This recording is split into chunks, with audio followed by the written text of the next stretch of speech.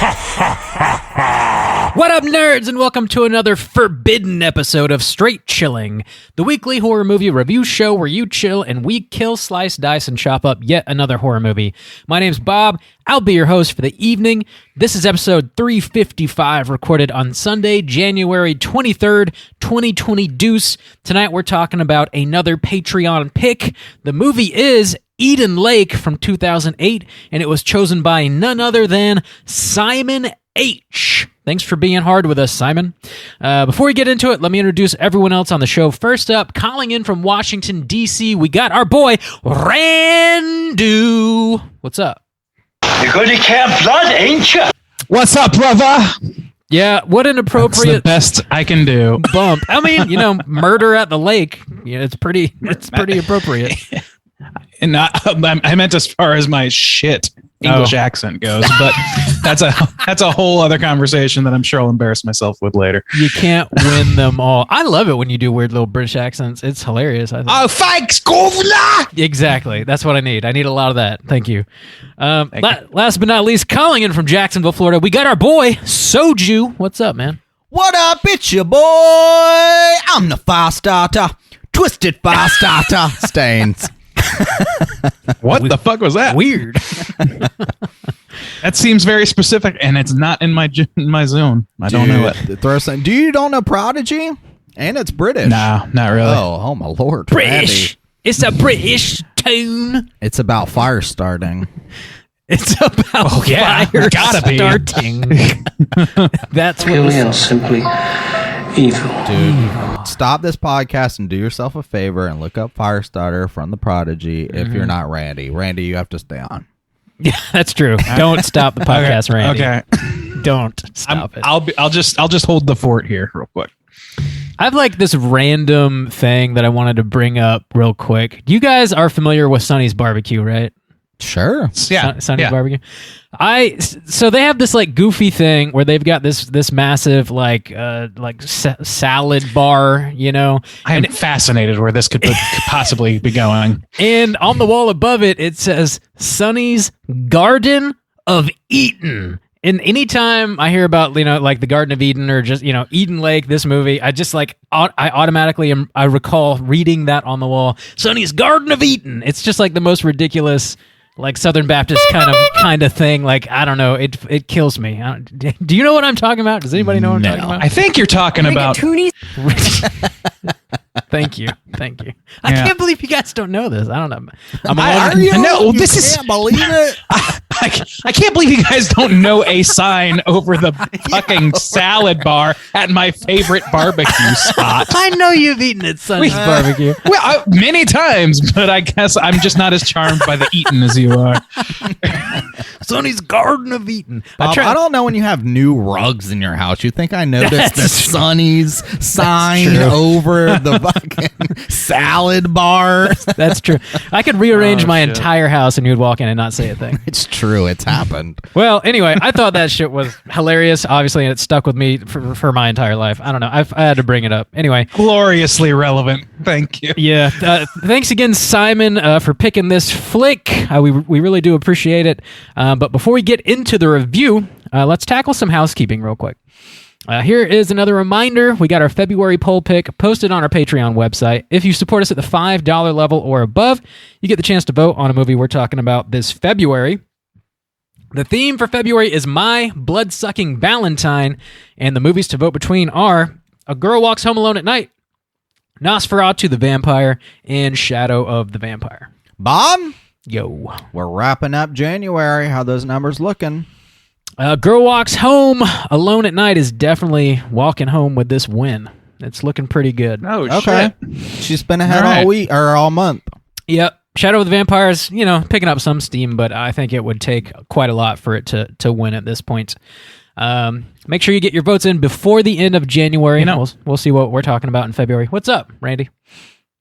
This is a bit of a tangent, but Meatloaf passed away this week, and I wanted to point out something interesting relating to Nosferatu. Okay. That being that his writing partner, Jim Steinman, also wrote Total Eclipse of the Heart, and that song was originally intended to be for a Nosferatu musical in the vein of Phantom of the Opera musical. Interesting. So there you go. That was a tidbit that my brain needed to spill. So I need to come up with some random bullshit now. Damn. Yeah.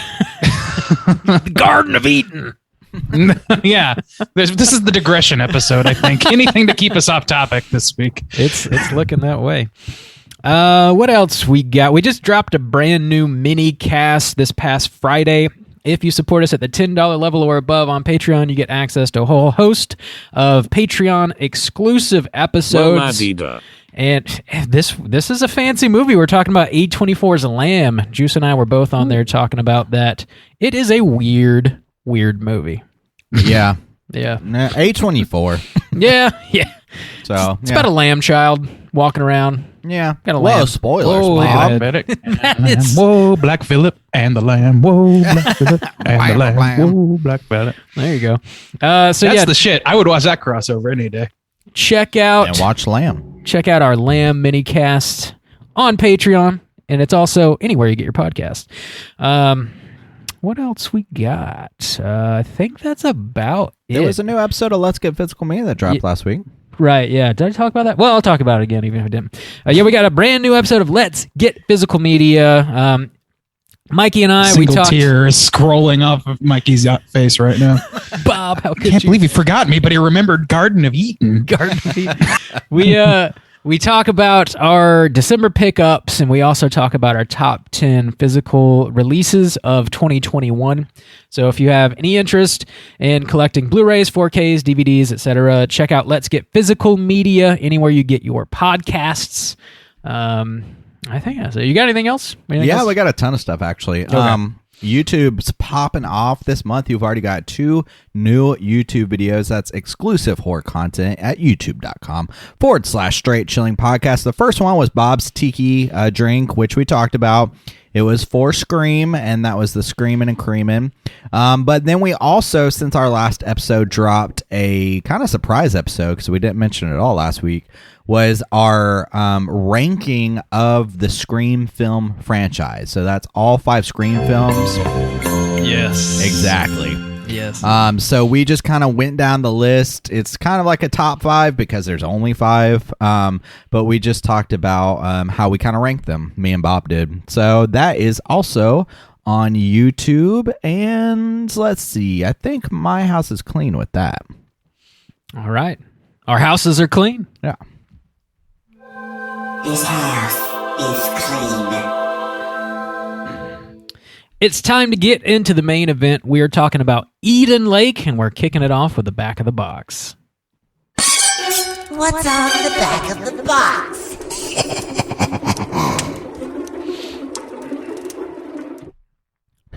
Bob? Yo. I don't see this box. I don't have this box. Oh, my Lord. How did you view it? I know, right?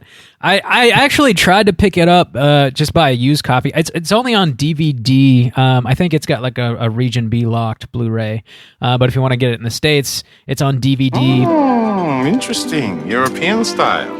Yeah, and I had to find a secondhand copy. I guess it's somewhat rare, and it's like kind of pricey, so I didn't pick this one up.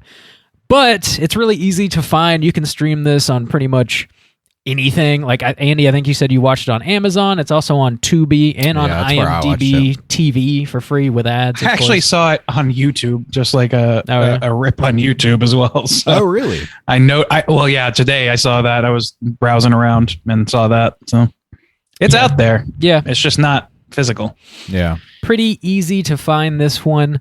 The movie's from 2008 with a runtime of 1 hour and 31 minutes. This was written and directed by James Watkins, and it stars Kelly Reilly, Michael Fassbender, and some other kids that were in the Skins and stuff. I think Juice will get into some of that later. Yeah, what's his? I think his name's Jack O'Donnell. Is it? Yeah, that sounds right. I think it is. Yeah, Jack O'Connell. My bad. O'Connell. My bad. Come on. I know. Come on. The plot synopsis brought to us by IMDb is as follows. Refusing to let anything spoil their romantic weekend break, a young couple confront a gang of loutish youths with terrifying, brutal consequences. Gentlemen, had you seen this movie before, and would you recommend people check it out? Randy, kick us off. No, I had never heard of it. And I guess it's it's kind of easy to see why is in our difficulty of sort of finding it. I don't know how like well known this movie is in the States in general. And from the little research I've done, it seems like it's known in the UK, but not so much here. So no, I hadn't seen it. I would maybe say that this fits into the Last House on the Left sort of realm of horror movies. So if that's kind of your jam, you'll probably do okay with this. It's very brutal. So if you're in for that, and it's very senseless, and it's also a huge drag in many ways. So if you're prepared for something like that, if that's what you're looking for, then I would recommend. I'll just leave it at that, I guess. All right. Juice, what about you? Yeah, I think this is an interesting find for me because I never heard of it, but it's got fucking Michael Fassbender in it. If nothing else, he's a big name. I know Jack O'Connell too, but I never heard of this. And I kind of agree with Randy. It's not particularly my favorite brand of horror. It is like such a bummer. I actually do really like things that are kind of got a real life, realistic, gritty type of horror to it, and that's definitely this. Like, it feels very kind of plausible, but it almost is, in my opinion, kind of teetering on that torture porn. It's essentially could be considered like a snuff type of film because it reminded me of New French Extremity a lot. Yeah. I mean, the stuff that you see is very practical and looks real and is pretty down to earth, and it's like all terrible things happening. So it is a huge bummer. I told Bob last night, I've also been watching Mindhunter, and I watched this, and like at the end of the day, I just like felt bad. Like I was just like, I'm putting too much terrible things into my eyes. You gotta go. What you do? Eat it. Take 2 Weird Al music videos and call me in the morning. There you go. I was thinking like a nice Disney movie or something, but I haven't yet. But I mean, there's definitely an audience for this. I think it's a cool like hidden gem kind of find in a way, but it's not something I particularly want to watch again. But if you like kind of more extreme, down to earth horror, then I think you could get into this. Somebody could. Yeah. Bob, what about you? Had you ever seen this before? Would you recommend? No, this was a first time watch for me as well. And I think that's probably why Simon chose it. He picked Butterfly Kisses last time, which was another first time watch for all of us. And that probably just a generally underseen and underknown movie. And it sounds like this is, kind of fitting that mold as well. I thought this was a great movie. It's relentless is like the best way I could describe it. I think it just is, it had me like pulling my hair out. I was like, oh my God, I can't believe I'm watching this shit. But I think it's extremely successful. It is extremely horrific. It's just not something that you can, throw on casually every couple weeks. This is like a movie I don't necessarily want to watch again. It probably, unless I was like showing it to somebody I thought might really enjoy it. That's really like the only situation I'd probably rewatch him. I thought this was great. I'd totally recommend watching this movie. It's worth your time for sure. That's a pretty good recommend from the whole crew. I think. And actually, I want to give out shouts outs to Simon because there we get hidden gems and solid picks for You Pick the Flick, but so far he's got 2, and neither of them had I heard of, and both of them I was like, hey, that's pretty damn good. So yeah, I agree. Like it going, Simon. I like the tack of bringing something that that is lesser known to the front. Yeah. We love that around here. So thanks, too. Simon. Especially with such big names. It's not like this is some obscure hidden. I mean, it's got like a Michael Fassbender in it. I mean, I think it's pre his big breakout, but still that's a name that people will respond to, certainly. Yeah. So good call, Simon. Yeah. Solid recommend. Let's go ahead and drop that spoiler warning and get into the rest of the movie.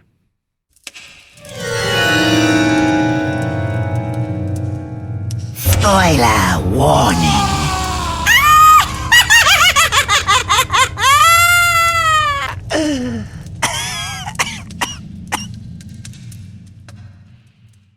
All right. I do have the plot synopsis. Bob, drop that plot synopsis, please. Here we go. Short and sweet, I hope.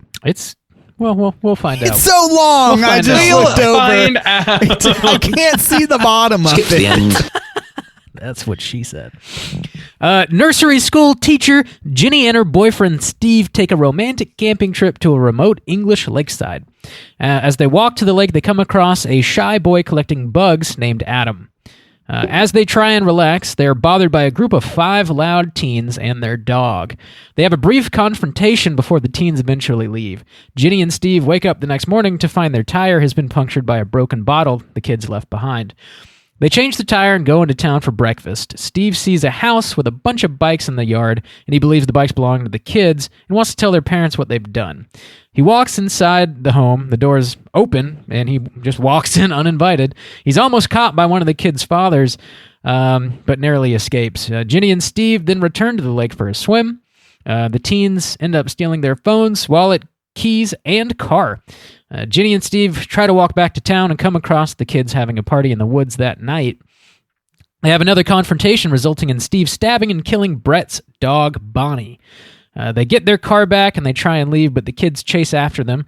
They wreck the car and Steve is pinned in. Ginny runs off to find help and is unsuccessful. She returns to the car the following morning and sees the kids have tied Steve up with barbed wire, and Brett is forcing each other kid to take turns stabbing him. And Paige is also filming the whole thing so that they can use it for blackmail later if they have to. Ginny uses her Palm Pilot to connect via Bluetooth to Steve's phone to call the cops. The phone rings in Brett's pocket, alerting him to her presence. The kids chase Ginny, allowing Steve to escape. Ginny and Steve meet back up. They find a small shack where Ginny tries to patch Steve's wounds, and she finds the engagement ring that he brought with him. Ginny leaves Steve behind as he's become immobile. She finds power lines, and she follows them. She ends up stepping on a huge spike, causing her to scream and alerting the kids to where she is. The little boy Adam from earlier finds her and says that he can get her back to town. This turns out to be a trap, and Adam brings her right back to the gang of kids. They tied Ginny and Steve up and douse them in gasoline. Brett forces Adam to throw the match while Paige films. Steve catches fire, and the rope ends up burning through, allowing Ginny to escape. Brett threatens to burn Adam if she doesn't return. He counts to 3, and indeed burns Adam. Ginny finds a map and hides in a disgusting trash bin. One of the younger kids named Cooper finds her and seems like he wants to help her, but her reaction is to stab him in the neck with a piece of broken glass. She ends up holding him afterwards, realizing what she's done. The gang finds Cooper's body, and Harry tries to call the cops. Brett beats him to death while Paige films it. Ginny finally finds the road, and a passerby picks her up. He says he's going to pick up his little brother. Ginny realizes he's related to one of the kids and steals the car. She drives back into town, wrecks the car in a front yard of a house where there's a party in back. She asks for help, and they offer assistance, but the house turns out to be Brett's family's house. The parents find out Ginny's killed Cooper and become enraged. She begs them to call the cops, but they say they look out for their own kind. Brett's father forces Ginny into the shower. As we hear her scream, we then see Brett up in his room, deleting all the videos off Paige's phone. He puts on the glasses he stole from Steve, then takes them off as he looks at himself in the mirror. Roll credits. Whew, that is... What an uplifting film. That's the tone. Feel-good movie of the summer. It's got to bring it back down to earth somehow. I love Randy still rocking the shades from the freeze frame. You know, it's working for me. Yeah, it is Randy. working for me. Behind the scenes, as Rob was reading the plot synopsis, I already had some ideas of, I think this is going to be a pretty good discussion because as brutal as this movie is, and it's kind of like baseline as it is, not a whole lot of locations or crazy things going on, but I think this brings up a lot of interesting societal debates. Same. Doesn't it? Yeah, and I think some of them are interesting and not really explored often in film. There's a lot of touchy things going on here, even that we say are normally pretty brutal for horror films. Like they kill a dog, stab it in the neck. They kill several kids violently. Like even we were talking about, it reminded me of, or Bob said, the new French Extremity. That's not even something they typically dive too far into. Or Randy said that. Sorry, Randy. Thank you. Yeah, sorry. Randy said new French Extremity, but you don't even see them torturing or killing a lot of kids. And why not? Grow some balls, French people. Damn, Bob. Bob stands alone. Inside I stand alone. Oh yeah. How do you always bring Godsmack into this? No, podcast? I don't ever listen to Godsmack. I don't know. Yeah, okay. I swear I never Okay. listen to Godsmack. But anyways, yeah, I don't know. I have at least 2 or 3 kind of like societal things that I don't see a whole lot in film, but I want to, jump taboo. taboo That's- things. yeah. It's interesting that you say that, because here's like my journey with this movie is this. I spent a majority of my time watching this movie thinking, man, this is kind of like this is really more about the journey. I don't know if there's any subtext at all to this movie. Like what, I don't know what they're like, if they're actually building towards anything. Maybe this is just one of those, just telling a simple tale sort of thing. But throughout it, I kept getting like this, like I had this weird feeling that there was something going on that I needed to like look into more, and I was thinking about it more. And so there are some interpretations of this movie that make it quite controversial, I would say. And I think that was really like kind of sticking in my craw through. By the time I was getting to the end, I was like, there's something weird going on here. And I did some research, and I kind of don't want to get into it just yet because there's plenty of movie to talk about without going into the context of its release. But like, it's funny that you feel like that this touches on so many things, because to me, I felt like this was like just a little roller coaster ride of a movie up until I got to a certain point. I was like, man, they are definitely harping on something specific here. And, we can get into that shortly maybe. But as far as like the actual like cadence of the film, the ride of the film is very much like a ride. And it's built like one of you guys said that it's so very grounded.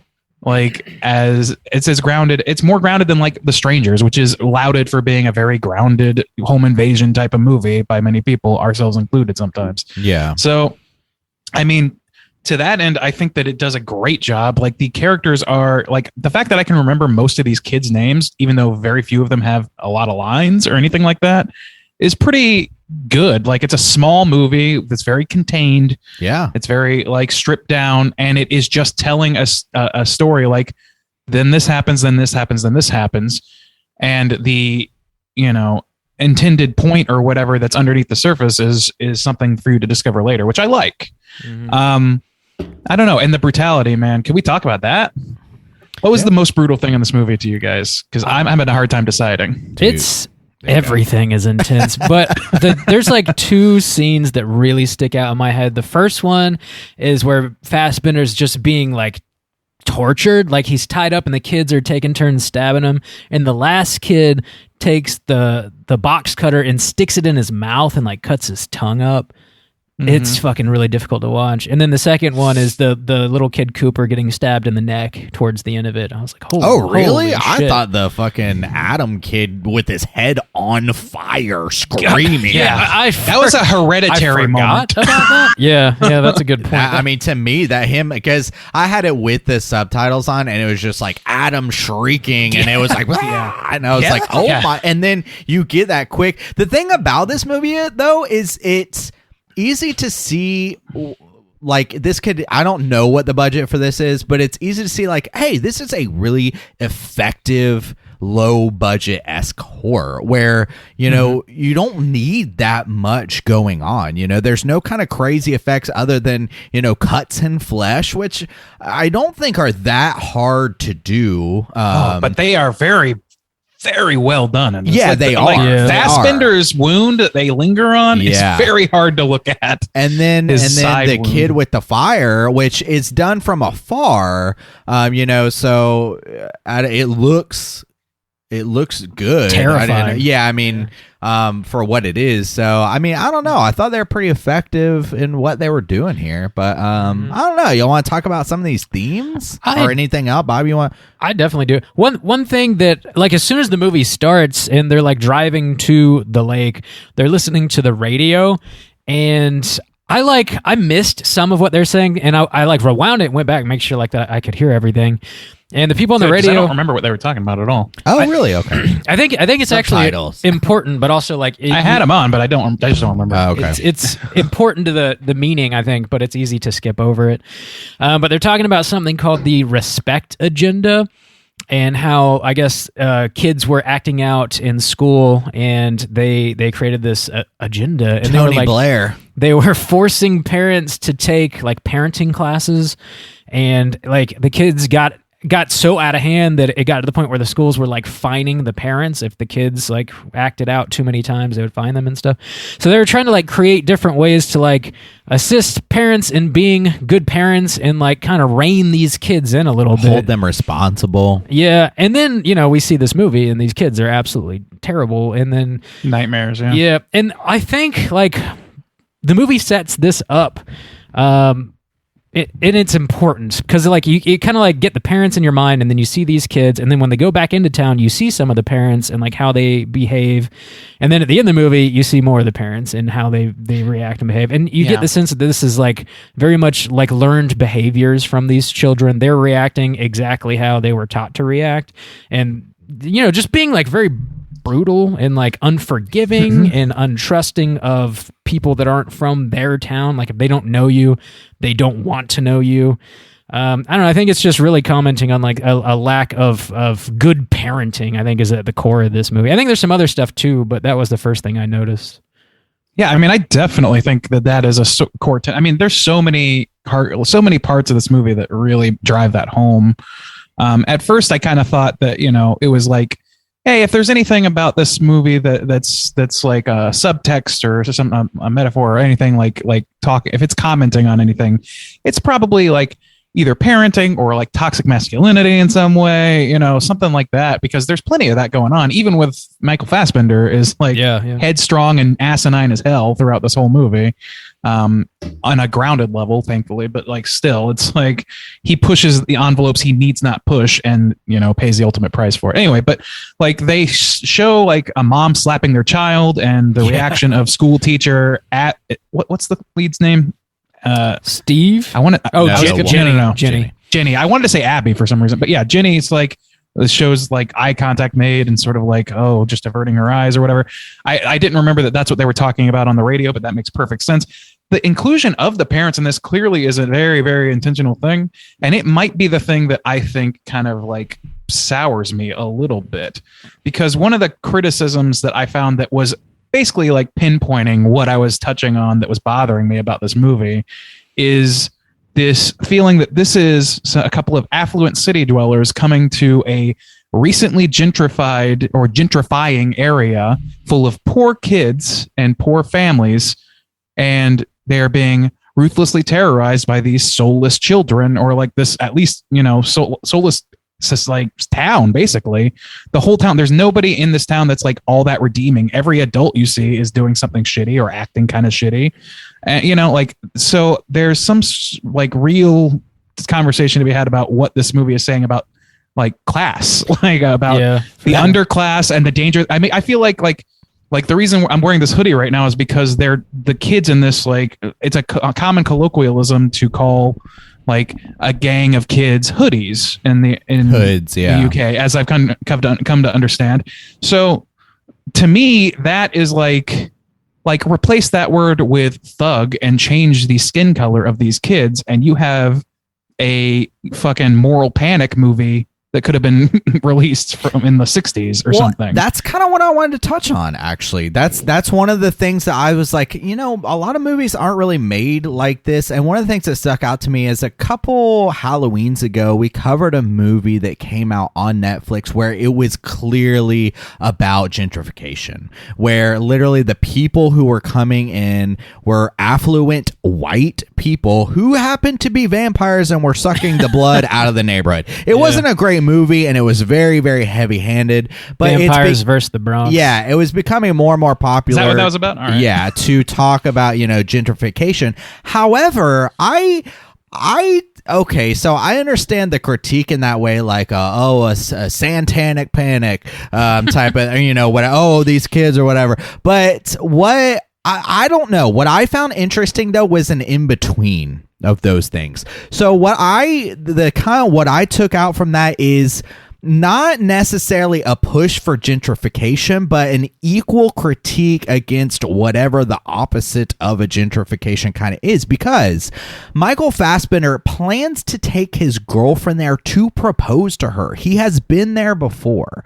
And like the idea of this quaint bed and breakfast in this small town where it's amongst nature and the people are friendly and they welcome you in, where it's clearly not that place anymore. For whatever reason, this place has fallen into an area where it's just implied that it's completely filled with people who like don't give a shit and let these kids run wild and are like have very loose morals and have been in jail a lot and stuff like that, to the point to where the people like aren't, so they're not even the ones who are building the houses on the lake. They're there to enjoy the nature of it all. So kind of the opposite of the taking over the neighborhood, the gentrification. But the idea that they push is this, and it's like it exists because we talk about it in like the whole like small town, you're an outsider, you don't belong here. And even like it had a ring of truth of like, we take care of our own. It's almost this like in between where it's like, it's not the gentrification, but it's where what it made me think of, honestly, is places like West Virginia that are literally almost just left by society in a way to kind of rot. And where I thought this movie was going, I thought she was actually going to make it to the police, but like the brother who picked her up or whatever, I thought it was going to be one of those situations. Again, I kind of knew where this was going, but I thought it was going to be, again, we take care of our own. This is our place. This is how we take care of it, and kind of like a disintegration of the whole idea of a social contract, where it's like this place just exists and they resent anyone trying to come in and they try to run it as their own, as this kind of lawless piece of land. Yeah, no, and I think there's definitely something to that. But this is why I'm kind of like I'm kind of split on how I feel about this criticism, because I definitely see it, and I lean towards thinking that it, like, to me, it kind of colors the movie in a bad light, because I mean, it does talk about gentrification, and to your point, like Michael Fassbender and Jenny, these characters are not like they it doesn't seem like they are particularly enthused by the fact that these things, they're sitting there talking shit like, we got to enjoy it while we can, because they're going to just build these dumb McMansions or whatever is essentially the tone that they're taking. Yeah. And they flooded the lake so they could make, lakeside estates for assholes. And, we're not assholes. But it doesn't matter, because like you said, like, it's not this movie doesn't, like, that's kind of where the gentrification conversation ends. It's really, to me, kind of it feels like it's hitting this stride where it's like, the problem isn't gentrification. The problem is that these people are animals. Like, these people are terrible people who, no matter how, sympathetic you happen to be towards their problems, they are just as likely to steal your car, eyeball your girlfriend, and maybe fuck you up if you push them the wrong way. But do you think that doesn't ring true in any capacity? No, and that's the thing, is like that it's not, these are stereotypes, which is the problem. The other problem is that, like, there are violent people in the world that insulate themselves and create these little hidey holes for themselves out of, like you said, sometimes being forgotten by the state, or feeling put upon or whatever. I don't know. Like, so, like, to say that it doesn't have real world correlation is not true. But what seems to be true to me is that like these are the people that don't have options, and it feels a little bit shitty to have them put upon by the world around them and then paint them as cruel monsters as a result. And just like, I don't know, to me, it feels like they are really painting them as violent people who are given an excuse to be violent, as that fuck their own life up, and like, sure, like, they're just shitty. They're just shitty people. Shitty things happen to them, sure, but you can't be sympathetic to these people. I don't know. It feels like there's some of that in there, and it bothers me. I'm on the same page as Randy, to be honest. It feels like this movie's trying to make a statement about classism, but it's like, it's really just highlighting this like fear of the working class. Like, in a way that feels like very Comes from upbringing. yeah, it feels like very like tacky, and like they're not making any sort of like realizations in this movie of like, okay, this is how we could improve the situation. It's just like, these people are this way and they are terrible, and that's kind of it. Like, you know, it's not or really they're like, run by the worst among them because they're the only people that have any power, people that swing their power around. Yes, which is why you have like a bullying element that I was thinking was toxic masculinity conversation, and it kind of wasn't. Maybe. See, I took it a different way, and where we've had movies where it doesn't seem to bother you guys as much, and I think it's usually painted in a different light, but I'm seeing it in the same kind of light, where it's almost, you know, it's almost got that feel of a, you know, like a Texas Chainsaw Massacre, an isolated thing where these people, you know, I guess because the dad walks in and he's wearing like painting pants, but other than that, the only thing we really know about these kids is that maybe this Brett teenager has been in jail and his mom seems to be gone. Other than that, like, we actually really don't have. We know they're abused. Yeah, they're abused. We know that their town is being taken over by rich people. But here's it the kind of thing. like, it kind of has the you're not same. wrong. So it kind of had, to me, another thing that I kind of come to is what's that baller ass show, True Detective, where you're like, what's that bummer ass? No, baller ass show. Bummer and baller. True Detective, where you're in the backwoods of New Orleans, and it's just like people kind of make their own rules because you're out in the middle of bumfuck nowhere. Yeah, right. Exactly. No. Who's going to tell on it and stuff like that? And to me, I mean, I understand like the criticism because they bring in the idea of the gentrification, but it doesn't color me in such a disgusting kind of way, because I see things like True Detective and I don't think like, oh, look at them really putting upon these people who go to these new church revivals out in the tent. I think like, there's a ring of truth to what they're saying here. You know, so I don't know. Well, that to me is the beauty of True Detective, but I don't see that as much here, and that's kind of the thing. Like, you bringing up Texas Chainsaw Massacre is actually a great example. Like, there's a lot of horror movies that build on this, like fucking, I don't know. There's a million movies that build on like these isolated people don't want anybody trespassing on their land, Hills and have eyes. everybody's an enemy, and they'll do anything they want to you once you make the transgression. So like that exists. But the thing about most of those movies is they're not this grounded.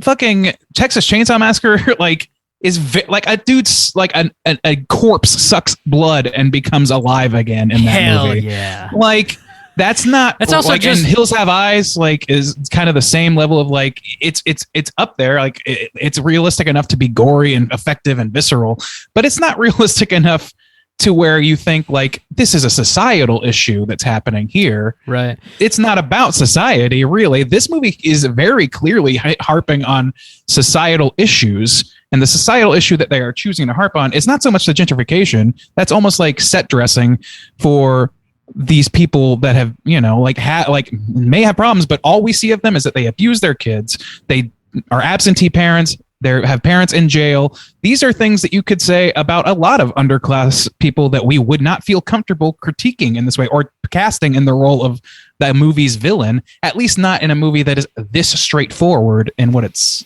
in its tone. That's true. I want to come back to that. I think Bob's got some, but I think I have one more defense to piggyback off of that because of another connection that this film has. But Bob. I just wanted to add on what we're talking about, Texas Chainsaw, Hills Have Eyes and stuff like that. Those other movies are really just about like one family. And you know, like Randy was kind of touching on, this is definitely more of like, it's touching on societal issues as a whole. Like, you get a sense of this whole town is this way, even though we're primarily seeing like Brett is the really fucked up, twisted kid, and he's manipulating the other kids. But I mean, they're kids, you know, they're just a group of kids on bikes hanging out in the woods, and they're not like this fucked up mutant family that's been, you know, cannibalizing the people around them because they can't afford to eat. They're just else. Kids without morals and with a bad ringleader who learned it from his parents. So it's like, it's not like, and that's the other thing is what I was saying earlier about like bringing in the family, bringing in the parents and harping on that so closely. Like, I understand that, there is something like not beneficial, but something true to be said about like like a transgressive personality, a violent personality. Violence trickles down through generations. That's definitely true. And I think that's absolutely fair game and needs to be called out. That's in the toxic masculinity conversation. I would definitely be on board for that. But given the fact that we are given nothing about this family except that they are like cruel, like it's clearly drawing a line where it's like Brett is just like his father. His father bullies his friends into doing horrendous shit just like he does. I don't know, like that to me is like, it doesn't really like work in my opinion. I don't think that it really like, I don't know. I'm losing the thread a little bit. Shitty parenting. Yeah, it's like, are you saying like to me, it almost reads more as there's no helping them. It comes from upbringings. They have shitty parents. They're going to have shitty kids. They're all monsters because of this. That seems to be the point at the end, and not so much like bad parenting. Kind of true though. Alone. Wow. So there's a couple more things. I don't want to harp on this the whole time, but it is a great discussion. But I want to make another connection and connect it to one more thing I want to end. So I want to at least, I don't want to touch on it right now, but I want to at least, before we finish up, touch on the idea of her actually killing one of the kids. And at the end, one of the mothers is like, they're just kids. And like the idea of self-defense and stuff like that when you're dealing with minors. But before I do that, the connection I have again to this idea, and it's because they bring it up in the movie, of the kind of the disintegration of the social contract, which I think is one of the bigger main themes here, is because the reason I know this actor, Jack O'Connell, is because at this very same time, so in 2007, there was a show that was started in a British show called Skins, and he was in he started in the third season, and he was in third and fourth season of Skins. And the whole idea behind Skins is each 2 seasons, so like you'll spend 2 years with a group of friends, and it's their last 2 years in high school, and it was like a big thing, especially in the UK, and it spawned a whole bunch of things. But the idea is you follow these kids around, they're always smoking dope and they're throwing these crazy parties, but they come from all different walks of life, and that really seemed to capture, and it really was like, you see these kids growing up. It really was a coming of age type of story for all of them, but you see where some of them are poor, some of them are rich, but they all are like causing crazy mayhem together. There were things called skin parties where literally people would take over an apartment or a house that was like on vacation or vacant and like completely trash and shit. And so with their introduction at the beginning, I think this was a societal thing for them as well, about the youth and becoming more and more like wild from a wide perspective. Not just like, oh, these lower class kids, but just youth throughout the country, and them not really like knowing like what starts to happen when you can't control youth, where youth becomes like so reckless and destructive that like that society doesn't have an answer for it, because we live by this base rule of like, you're not supposed to sneak into somebody's house and trash it and burn it down and steal their car in the middle, stuff like that. Like, what do you do? And I think they're asking from a societal standpoint. I don't know that's, I mean, it's not unfair to bring that up by any means, but to me, it's like, this is not the movie that's like, we see no indication of anybody of upper class in this movie, period, besides our 2 main protagonists and the school children that, that she's teaching at the beginning, who are very pleasant, and no indication of any, there's no like foreshadowing of like, oh, this kid might be a trouble as well. And he's just not. The only kids that are vilified, the only kids in this movie besides those, are these ones that are capable of some heinous shit. And also like the talking point that you're kind of hitting on, the idea, it's like, yeah, it's across the country. Like that is the moral panic. That is saying like, these kids, they're running wild. It comes from upbringing. These poor kids, they don't have their parents at home. Their parents are in jail and absentee. And now that leads to some heinous shit. And it causes like this fucking blanket sweep stereotype.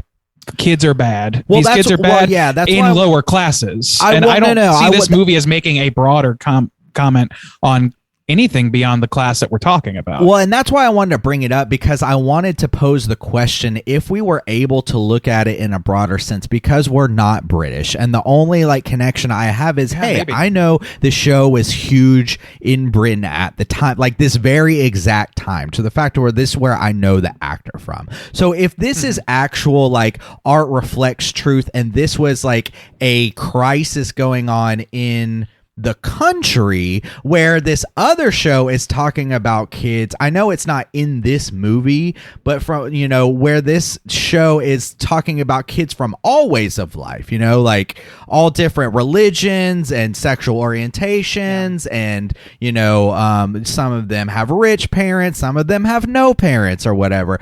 And that's why I was saying, like, you know, sometimes if you're speaking to intention rather than the text of the movie, like well, no, what I'm trying to bring up what? is like there might be another connection outside of this movie that I'm familiar with. Like one time we brought up when we were talking about Inside, and we said, you know, there was some kind of riots going on outside that we don't know anything about. Yeah. And so I'm trying to say, like, maybe because the news story at the beginning of this movie that clearly like puts a stake in the ground and says like this, something is rooted here. I'm trying to make another connection and pose another question. See, and that's to me though, what that news report kind of reveals, based on what the retread that we did of it, is that, you know, this, you know, people who are, let's say that this is a product of prejudice, just for the sake of argument. If that's the case, no politician, no person in power is going to get anywhere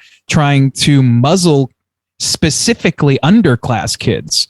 They have to say it's a national problem. And also, in addition to that, like having kids of all walks of life do fucked up shit is expected to some extent. Like to have a few shows that do that, like in our culture, like in America, there's like, look at like fucking Project X and shit. Like there's all kinds of movies of kids doing this sort of thing that are glorifying it and also kind of terrified of it. But it seems like this is the thing, is that from what I've read, there's a whole subgenre of what's called hoodie horror in the UK that is specifically about, you know, raucous kids that can't be stopped, and like it's not always this grounded.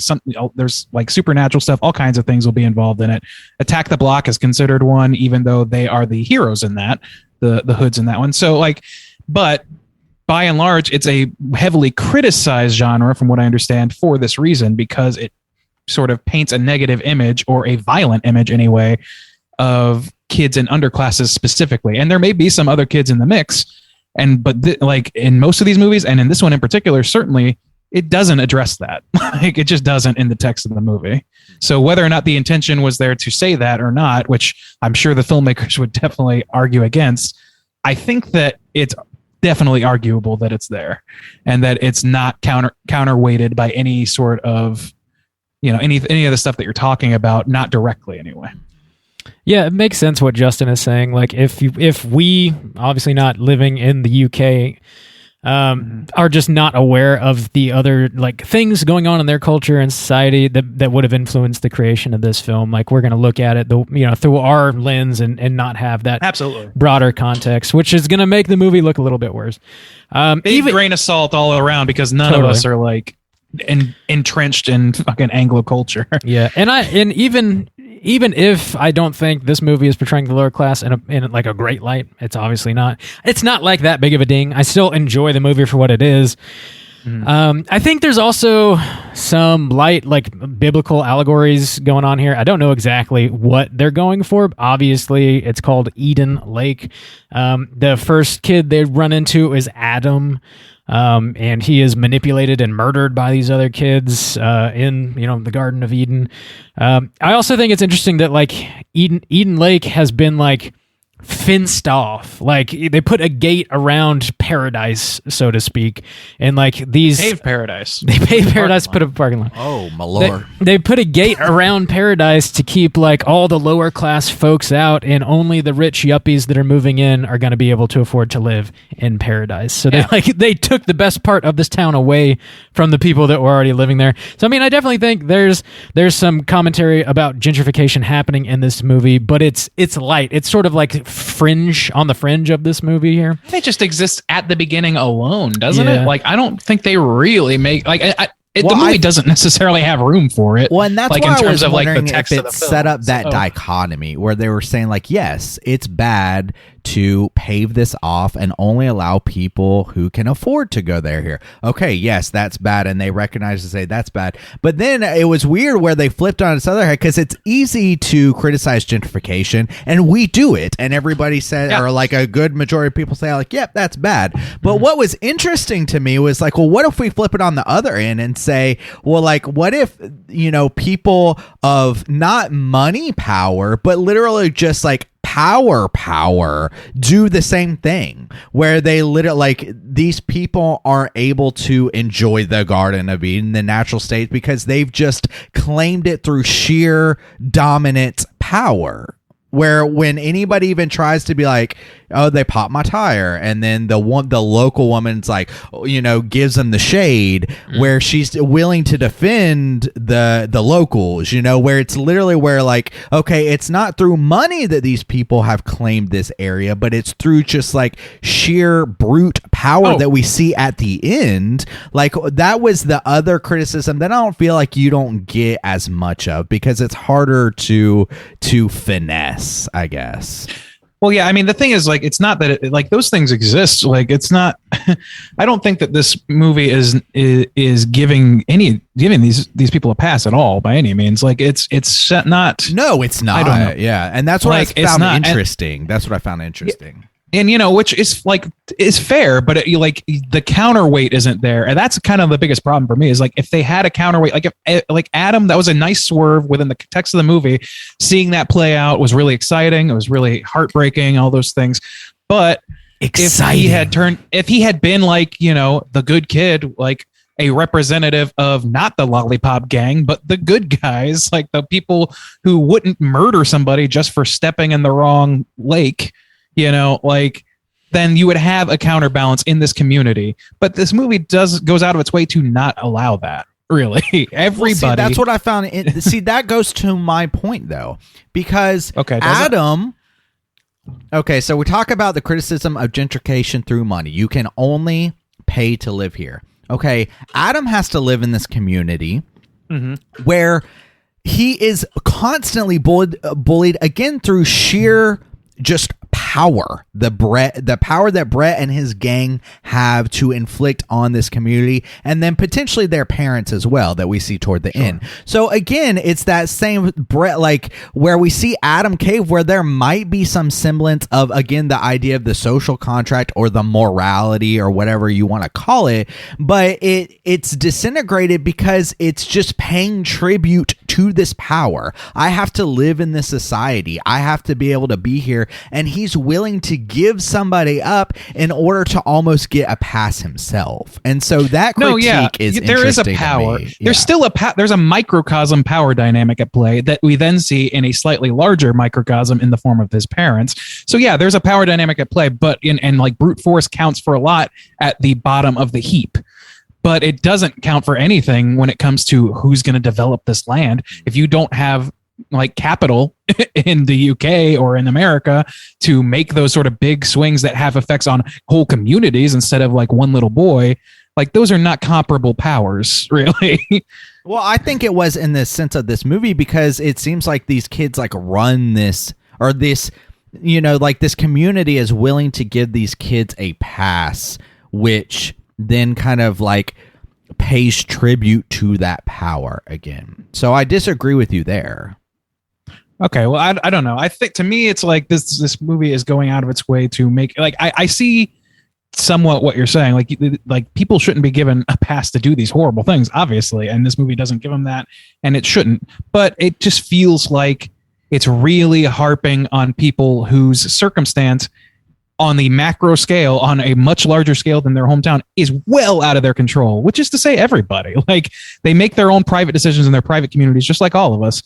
And, you know, if they're at the bottom of the heap and we're all pointing them and saying, look what the bottom of the heap does to people. It turns them into monsters. We are actively vilifying a whole class of people by doing that. You know what I mean? So like, I think that having a counterweight and saying like, hey, this isn't like, it's a simple token, and it's not even necessarily the entire thing you need to do necessarily. But the first thing you can do is just be like, hey, not everybody in this town is fucking evil. Not everyone in this town thinks that slapping their kids is the right way to do shit. It's just these people, and these people do exist. They're not like, it's just paint with a smaller brush. You don't have to paint it broadly.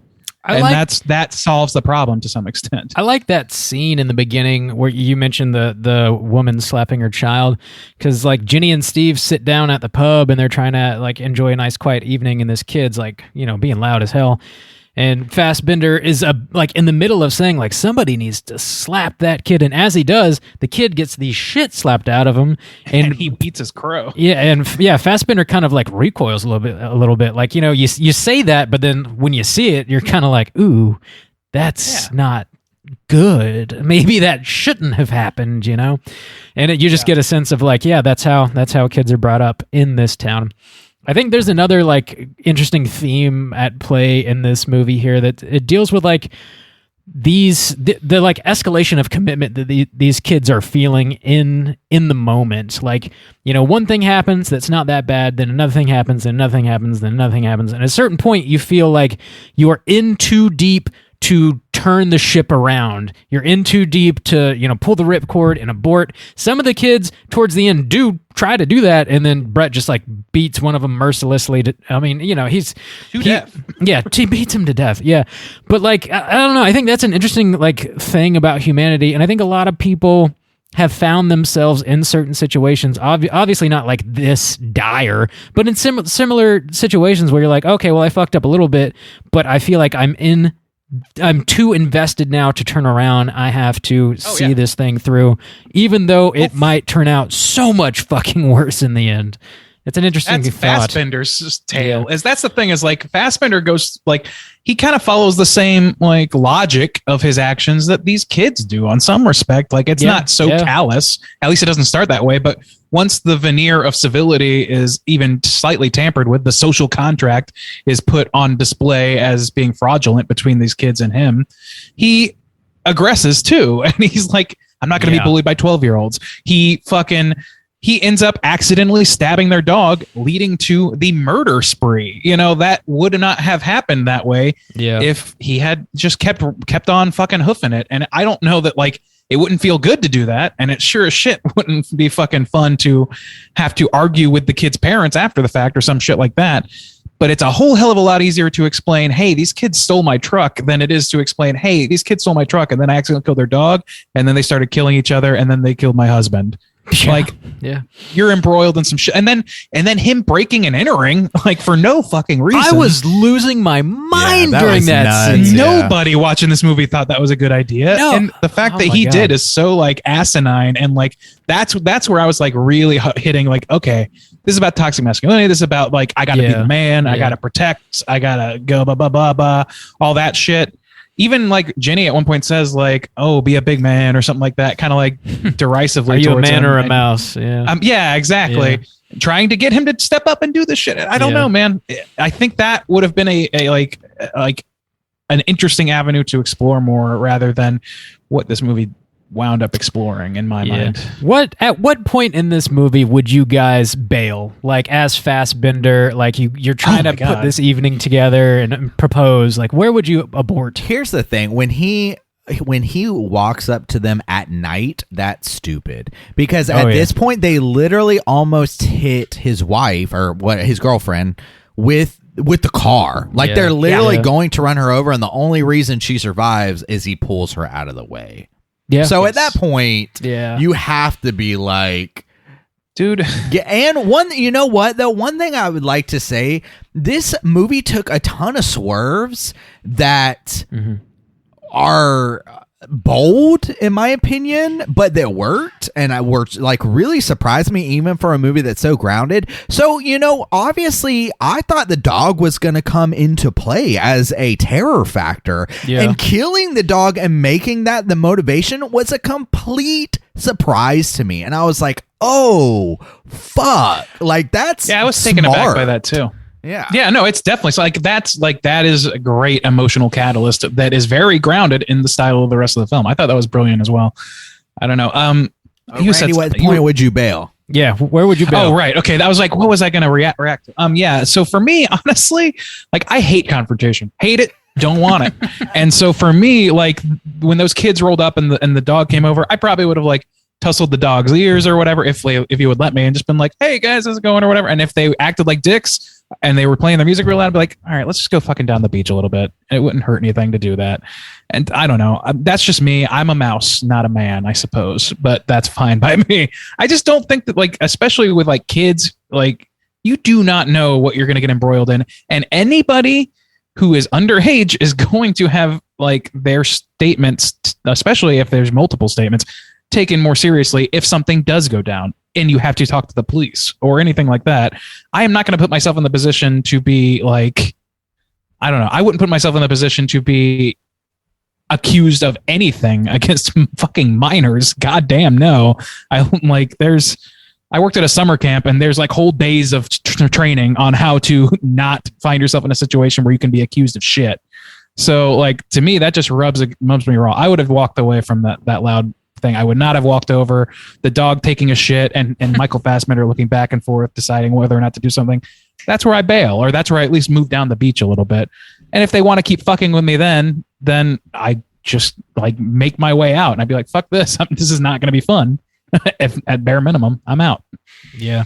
I would have bailed after my tire popped. I had to change my tire in the fucking woods. I'd be like, fuck this. This is dumb. Yeah. Also, that's a good call. Not a big camper, so probably will never come up. Yeah. Well, that's I think they do set that up well to give enough critique to Michael Fassbender as well, because, even, and the girl plays a part in this too, or the woman, Ginny, where she, when they first get in the car, he's obviously trying to make she doesn't know, but he's trying to make a special time where he can propose for her. And her first thing is like, oh, my friend's going to Paris and you're taking me to some, quarry or whatever. So I think they actually do a good enough job, not to say like, this is your fault, but to give, a way to say like, like you said, on both ends, things kind of spiral out of control because of petty things that happen earlier. And then they both kind of come to a head. And so I think that's super smart too. Yeah. Like they did this, they did a lot of things in a very clever kind of way. I don't know. I mean, I don't know that this movie is like blowing my mind in any one category. You know what I mean? But I think that like, if it was anything, it'd probably be the brutality and the groundedness of it. Like, I don't know, Bob, you were going to say something. Yeah, we got to wrap. And the plan. I want to do the one thing that I said we got to come back to. Go for it. Okay, so the woman starts killing kids. Yes. So so Brett beats the one to death. Okay, and burns Adam to death. So those are two kids that Brett did. But she stabs one in the neck and then hits that girl with her car. Yeah. And then toward the end, it comes up the whole idea of like, I love the statement at the end. They're just children, because we have seen what these children have done. They literally have tortured somebody with barbed wire and box cutters and like they don't know about this kid getting his fucking head caught on fire. So the idea of like they're just children seems laughable, but that poses a very interesting like moral social contract question of like, when you're defending yourself, or like, I don't know. What do you guys think about this woman like killing kids? That goes. I mean, it's not even like you could extend that beyond kids. Like, at what point is defending yourself lethally? Because God knows, I think that the states would paint that a pretty broad swath. That's a pretty big Venn diagram. When you wanna. Well, and that's why I think that it's when they're nearby and it's a British movie. That's why I think. Yeah, I know. Yeah. Well, it's geared by the same thing, which is to me, it's geared by this. It's fueled by the same problem, which is sort of fear of the underclass and what that can do to not just kids but people. And it's there are statistics that show that like there's an increase like less education, less economic opportunity, all those things. They lead to a more violent situation because survival is harder at that level. So I mean, I don't know. To me, this is like that kind of speaks to the point that I was getting at that doesn't jibe with me, which is it feels dismissive almost of people that don't act this way and who are just like put upon, and that's it. And their whole lot in life is to be put upon by the world around them and to try and scrape together whatever modicum of power they can in the community that they have to live in. There you have no choice but to live in. So I don't know. Yeah, I mean, I think that's an interesting question, Juice. Like, you know, killing anybody is horrible, but if they are going out of their way to murder you, like you do what you get. You got to defend yourself. I mean, you can't just be like, oh, it's a kid. Is dead. Yeah, it's a kid, so I guess I'll just let myself die. But she kills and then immediately is regretful of it, which makes sense for her character. It's totally fine. But there's no, she's not a monster. She is a survivalist versus Brett, who is just a monster. His parents, who are monsters. His friends, who are, less so coercible monsters, let's say. I don't know. It's not nearly as kind. She kind of hits that girl with her car, maybe she could have stopped, but I don't, At that point, I would have slowed down a little bit at least. But if that girl stops and looks at me like a deer in the headlights after the day or 2 days that she's had, I might have sped it's kind of tough not to say no. Yeah. But see, that's I think that's a fun, or not fun, but that's an interesting conversation to have. Would you kill kids? Child murder. Oh yeah. I could kill 30 toddlers in half a minute. Let's land the plane on that note. That's a hell of a bump right there. All right, let's go ahead and rate this thing out of 5. Juice, why don't you kick us off? How do you feel? I thought this was a very interesting movie because it does pose these, we have had horror movies where kids are the villains before, like Children of the Corn, and what's that one where the kids have the crazy eyes? It's super old school. The Others or... No, what is that fucking movie called? Y'all know what I'm talking about, though, Village right? of the Damned, I think. Village of the Damned. Yeah, that's it. Yeah. The Omen and shit like that. So this is not completely new territory. But I did find it interesting because they touched on a lot of taboo things that a lot of horror movies don't. And... it's weird because I started this by saying, this isn't necessarily my favorite kind of brand of horror or something that I seek out a lot, but I do actually like New French Extremity for the most part. I think they're telling more interesting, or I feel like they're more stylized usually. Can we call this New British Extremity? I don't know, hoodie horror apparently. Yeah. Extremity. Yeah.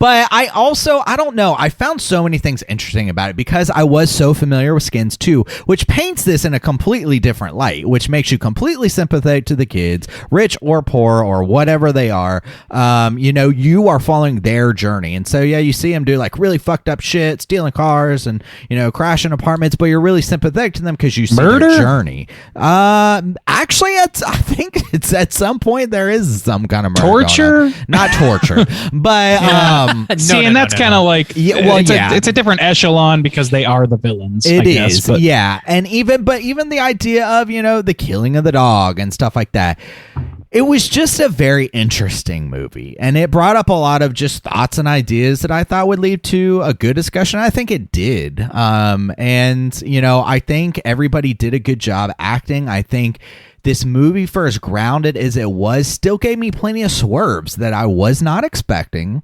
and I think really served the movie really well in just a couple different ways. I don't know. I was completely surprised when Adam burned.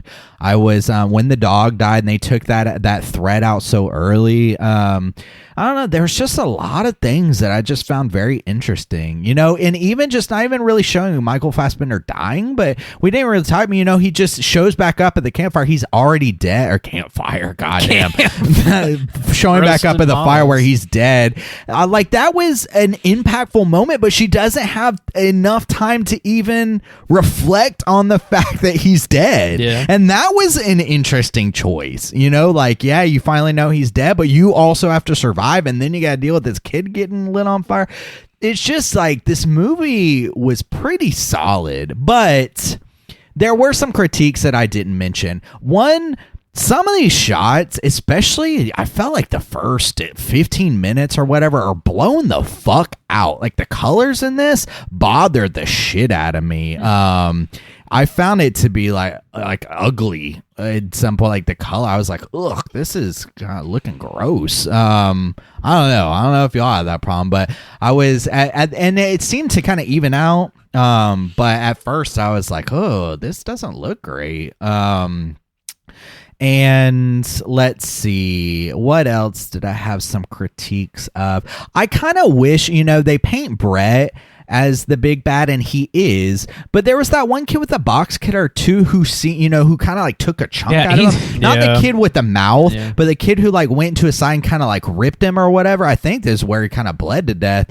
That seemed, kind of sadistic too, and maybe even hungered a little more. Brett seemed to like kind of be keeping things under control and like the mastermind. That kid seemed kind of like sick too, but we don't really get anything from that kid. And that was, I think he's a lower tier of demon in the ranks, but we just like he's not an unwilling participant like some of the others. Yeah. So I don't know. I think maybe some things were a little underdeveloped. Maybe if we saw a couple more of the parents, that might have been interesting, or a little bit more of the town, perhaps. That might have helped fleshed out some of these ideas a little more. But overall, I was pretty impressed. Another problem is, though, I don't ever want to watch this movie again. It's so brutal, and it doesn't have enough like style or interesting things going on that I'm like, I really need to revisit that to really get a hold on this. Where a lot of new French extremity movies, I do, like Martyrs, it's got something else higher going on, and so that is a bit of a ding for this movie. I think overall, though, I feel like I really could go minus 0.5 from this point, or higher than 0.5 at a couple different times, but I think I'm going to stick with a 3 out of 5. All right, a 3 from Juice. Let me slide in here. Get in there. What you think of old Eden Lake? Eden Lake. Slither in, as they say across the pond. I really, really like this movie. I enjoyed watching it, man. I watched it on IMDb TV. And it was free with ads, and the first couple ads I was like, fuck, this is really annoying. But like as the movie actually got into it, I was looking forward to the ad breaks because it gave me like a moment to like breathe and like collect myself, because this movie is just like I said at the start, it's relentless, man. It is a stressful ass movie, but like I enjoyed the roller coaster ride of it. It's got sort of like a Lord of the Flies vibe to it, but it's also, like I said, dealing with some interesting ideas involving like classism and like how to be a good parent and like how to raise children properly, and how important that is, and like how all these like terrible behaviors are just learned, as we are introduced to the parents at the end of the movie and a little bit at the beginning too. The brutality of it is like, they don't linger on it too much, but what they do show is just, it feels so real and like ugly, and like you just like, it doesn't, I don't know, it's the way it's presented is just like so fucking real in a good way anyways. It's not like overblown. Everybody's performance is insanely good. Fassbender does a great job. I think this is really like, what's her name? Kelly Reilly, the actress. Yeah, Kelly Reilly. This is like her movie. That poor woman, I mean, is just covered in mud and blood and just gore by the end of the movie. I mean, she goes all in on this role. She fucking kills it. My hat is seriously off to her. It's just, it's not, I don't know. I don't have a whole lot of negatives. I will say like the classism stuff is a little bit muddy. The character Steve, he goes like well out of his way to like find trouble. I mean, these kids are assholes, no doubt, but like he goes out of his way to fuck with them.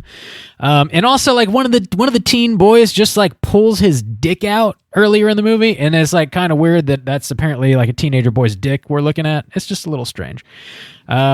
The rewatchability of this movie is just non-existent. Like it's fucking great, but I don't know that I could sit through it again.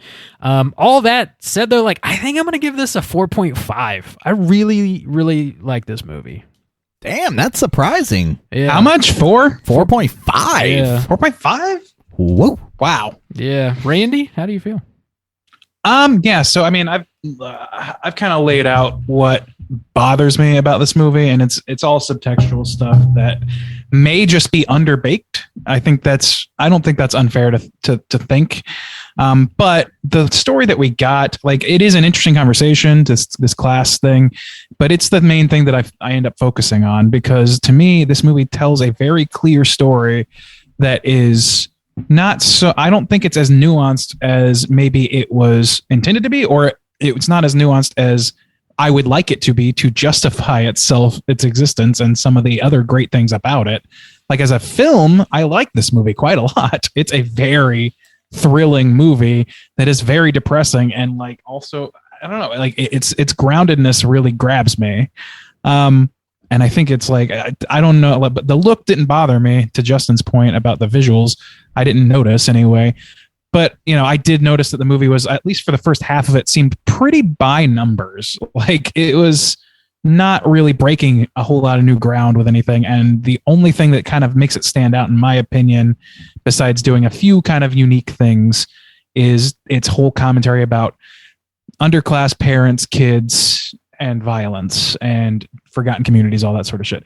And to me, I think that stuff all put together really does paint a very clear picture of, of moral panic, honestly, about, these are, like, even the good ones, like our two lead characters, aren't safe from these horrible hoodies, because they're just, they're from a bad situation, and you can feel a little bad. Oh, yeah, we're trying to give them, gentrification's kind of a problem. We understand that. But these kids, this gentrification is not the real problem. The real problem is these kids. And the real problem that caused these kids is their parents. And those parents are that way because they're assholes, and they're just classless thugs. Like, this is the story that I can't help but see on the subtext of this movie, and it really bothers me because it makes me like defensive against the point of this movie, which for me certainly undercuts the enjoyment of all the good things about it. So it really makes it hard for me to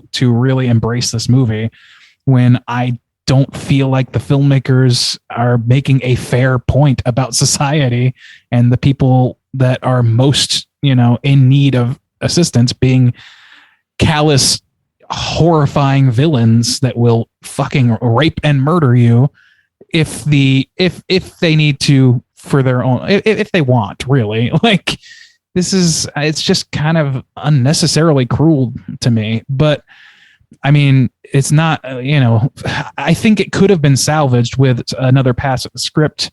I think I don't know. I don't think that this movie, I think that the bones of this movie are a little hollow, but the meat of it, like the actual journey of it, I think is really fucking strong. And I agree with Justin that there's some smart shit in here. Like, using the dog as a catalyst was a smart move. Having the like Bluetooth involvement, things that are at a time, like, this came out in 2008, so it's relatively new technology at the time, and not really understanding how that works or whatever, like little things. The beat for beat, every step of the movie makes a logical, progressive sense, and that's not true of a lot of movies. So I got to give him a lot of credit for that. And I think the acting is mostly capable, if not superb. Even Fassbender isn't given enough to really blow me away in this. So again, that might be a writing thing. Anyway, I'm going to wind this down. So yeah, I have some qualms with it, some pretty significant qualms that kind of damper my enjoyment of it, but it's not a bad movie by any means. In craft terms, it's pretty good. So with that, I'm going to give it a 3. All right, a 3 from Randy. And we're going to hear from Simon next. Again, this is something new that we just started this year. If you guys do pick a movie for us to review, we encourage you guys to either send an email or a voicemail, kind of giving us a breakdown like we do at the end of our show here and rate it out of 5. So let's hear what Simon has to say about Eden Lake. All right, Simon sent us an email. He said, "Hey boys, so my thoughts on Eden Lake are it's an overall pretty fantastic thriller movie. I think the content of the film more than pushes it into the horror realm. The two main characters have good chemistry, and although Jenny might not be as strong an actress as Michael Fassbender, she doesn't drop the ball. She's actually, I was looking at her filmography. She's been in like quite a bit. She was in Sherlock Holmes, Pride and Prejudice, a lot. All the teenagers manage to be unlikable, which is needed in a film like this, but the deaths of the teens that are trying to help or get fed up with Brett's shit hit you in the feels in the right way. My negatives with the movie are that it just feels too British. The dialogue is almost impossible to understand in some places. Oi, oi. Another negative is the lack of dissent within the group of teens. 1 minute someone is saying how it's going too far and they need to stop, and then with no real conclusion to the conversation, begin chasing Jenny again like nothing happened. Overall, I think the premise, while pretty over the top, never feels unbelievable, especially in today's world. I think they do a good job with the writing of Brett and his dad, which really gives good perspective at how he ended up this way. Could we have a father-son Cooter combo this week? The cinematography is solid, and the use of natural lighting in most shots really shows the beauty of the area, although a few shots are a little overexposed. I think that's kind of what I was... Yeah. The acting, besides a few of the teens, is solid, and it definitely hits you in the gut in all the right ways. And the kills and gore are all pretty fantastic and unnerving. So I think I'm going to give this movie a 3.75 out of 5. Hope you enjoyed the film, boys. Keep up the good work. Hashtag hard with soju. Thank you, Simon, for that. You just feel like that was didn't make it up. He goes on to say, JK, fuck that guy. Oh, I'm seeing here there's an extra email. A PSS. Oh, he said hell skeet over and over again. Neat. There's 69 hell yeets here, I see. Oh, he loves the Garden of Eden. Look at that. That's the danger of sending us an email. We can just say shit that you didn't gonna say. add whatever. Man. Simon, thanks for picking this movie. It was an interesting one to talk about for sure. Yeah, thank you, Simon. This was a solid pick. Absolutely. So that's going to put our aggregate at a 3.5. Let's go ahead and jump over to our Rotten Tomatoes segment and see what the critics and users think about Eden Lake. Certified. Kind of stepped on you there, Bob. Sorry. You're good. So yeah, this is the Rotten Tomatoes segment in which I'm going to have these gentlemen guess with the best of their abilities what the critics and user scores are in aggregate on RottenTomatoes.com. So we're going to start with the critic score as we usually do, which has 30 reviews. 30 reviews for the critics. So let's start with Juice today. Juice, where do you think that the critics are going to fall on Eden Lake? This is a tough one. I am really not sure, especially with such a low number of 30. Mm-hmm. I'm going to play it kind of safe and take the comedy number of 69, please. 69 dudes! Thank you, Randy. 69 dudes. All right, do you Bob. think you can beat 69? There's no comedy numbers left. Man, that's like exactly where I was thinking. Like 66, 68, right around. I'm gonna $1 up you though. I think. Oh, okay. I'm gonna go with a 70. 70. All right. 70. All right. Well, that was a good call. This has an 80%. So Bob's gonna take this one. Wow. 80% positive. It's not certified, I assume, because of the low number. I don't know what the threshold is, but yeah, it is an 80%. So congrats to Bob. Damn. Hell, Skeet. Let's go over to our user score. There are 25,000 plus user scores, significantly more as usual. We'll start with Bob. Bob, where do you think that the users are going to fall on this film? I think it's going to be a little lower than the critics. Just that number is going to drive it down, I think, a little bit. I'll take a 70, please. 70. All right. Again, Juice, where are you going to fall? Yeah, I'll take it up a little higher and say, I'll take the high end and say 71. Oh, please don't. Please don't. 71. Tell me. Dear little baby Please don't Jesus. what? Please. Tell me I chose wrong. I could have chose 69 again. You chose wrong. You should have chose 69. Damn. The correct answer is 66%. No! Damn. 69. So, yeah, the critics' consensus reads as follows. A brutal and effective British hoodie horror that, despite the cliches, stays on the right side of scary. Okay. Yeah, I guess there. I mean, there are some cliches. Scary. I thought I was going to say on the right side of history. I was like, disagree. Right side of history. Anyway, but yeah. 13 years later, people that's will an be interest- applauding us for this. It's interesting. You don't see like pretty gory movies like this. I feel like you don't see the critics coming out over the audience. That's why, usually, I was this kind of sort thing. surprised, Yeah. especially I with this was too. cast. I thought people would dig on it more, but oh well. Let's Hell, read a Skeet negative Sweet review from and Bob. see. It's probably not going to be funny for this Sweet movie. I Betsy. can't imagine it is, but we're going to read one anyway. For all the brutality of the confrontation with knife-wielding, car-nicking local scum, think Stanley knives gouging out tongues, it's never far off ludicrous. That's a negative? Like that seems like What? Yeah. And it's none not of that seems ludicrous. no, he's saying it's never far off ludicrous. Oh, okay. So he's literally like saying this is a positive. I'm He going to read wants an actual more? negative one now. Yeah.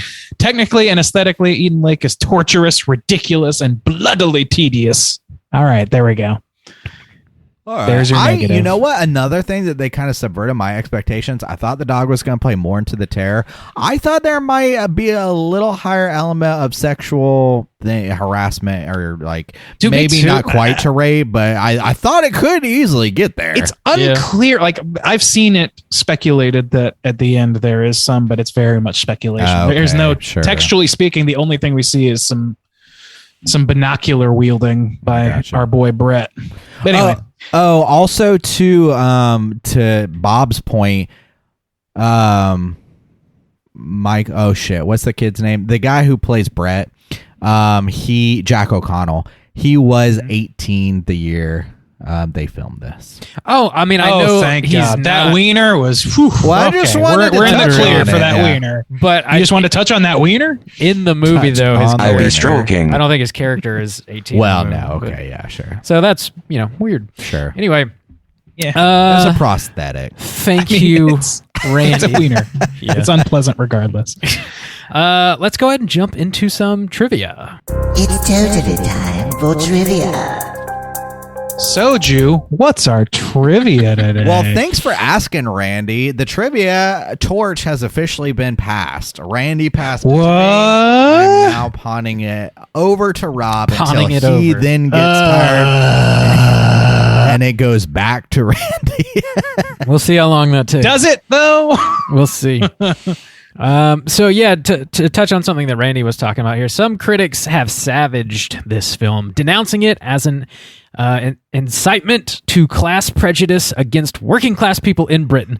The Sun condemned the film, saying, "Nasty suggestion that all working class people are thugs," while the Daily Telegraph concluded that this ugly, witless film expresses fear and loathing for ordinary English people. Owen Jones, in his book Chavs, The Demonization of the Working Class, cites this film at length as an example of media demonizing the proletarian youth via the, quote, chav stereotype. He comments, "Here was a film arguing that the middle classes could no longer live alongside the quasi-bestial lower orders." And I also have like the definition of a chav because I wanted to make sure This is something everybody we've knew what it talked was. about. This is like the British Right, Cooter. exactly. Yeah, This exactly. is Cooter adjacent. So yeah, it's a British pejorative term used to describe an antisocial lower class youth dressed in sportswear. Chavette is a related term regarding the female chav, and adjectives chavvy, chavish, and chavtastic, which is my personal favorite, are used to describe things associated with chav, such as fashion, slang, etc., etc. Dude, we've been talking about I wanna chav make- for like 10 years. A while, yeah. since I think since uni. Since uni, That's my British slang. I heard it once at hospital. no British extremity. Yeah. No, so like I want to make this perfectly clear. We're not at the Cooter segment yet, but I want to make it very clear. There's no class element to being a Cooter. True. You heard that right. The Anybody- Bogans, maybe. Anybody Cavs, certainly. can be. But- Hogans, maybe. We're not sure.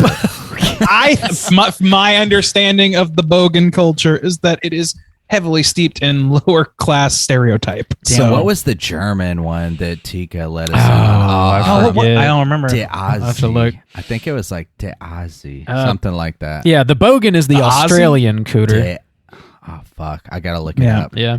That's the closest equivalent. There's no Cooter but the Cooter though. TM, C, and R. Another thing Randy was touching on here, Eden Lake has been linked with other films that deal with concerns over, quote, broken Britain and a fear of hoodies, including films such as Harry Brown, The Disappeared, Summer Scars, Outlaw, The Great Ecstasy of Robert Carmichael, Cherry Tree Lane, and Heartless. So yeah, I guess this is like a whole subgenre that I was unfamiliar with. Another bit of trivia here. When Ginny in the movie stares into the mirror before attacking and killing Cooper, you can just make out etched onto the mirror of the old park information board the words, "the most dangerous animal in the forest." And the only other bit of trivia I have on the movie here is the body count is 7 in order. We've got Bonnie the dog, Steve, Adam, Cooper, Harry, Paige, and presumably Ginny at the end. That's pretty much all the trivia. You want to know, like, there's a lot of like connective tissue actually between this movie and A Clockwork Orange. Weirdly, I like, can see that. I don't know. I don't remember that movie well enough to really make the dots connect verbally. But obviously, there's like, rampant street gangs that do really heinous shit for fun and only fun. And it's like, I don't know if that movie, like, I don't remember enough about that movie to really comment on it. But I think that there's probably that's enters the conversation, certainly.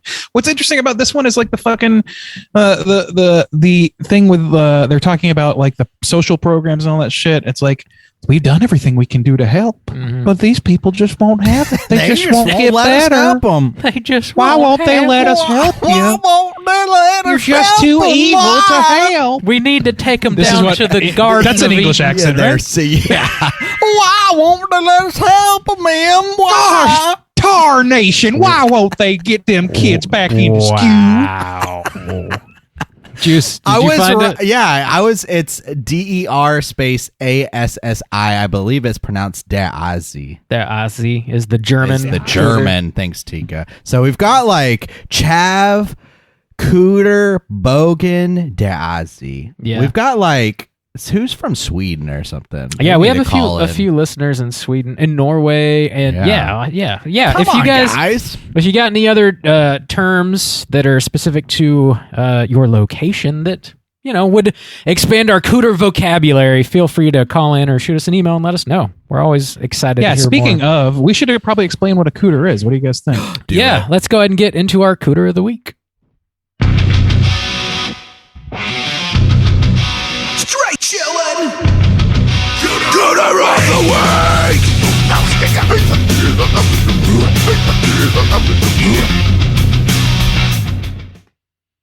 Juice, what's a chav? Why do we hunt them? Dude, shouts outs to all the Cooter hunters, national Cooter hunters who have been international, who've been helping us. I believe my buddy Will told us what a chav was back in the day, and then Tika with the Germany, and our boy Shang the Mang with Australian bogans.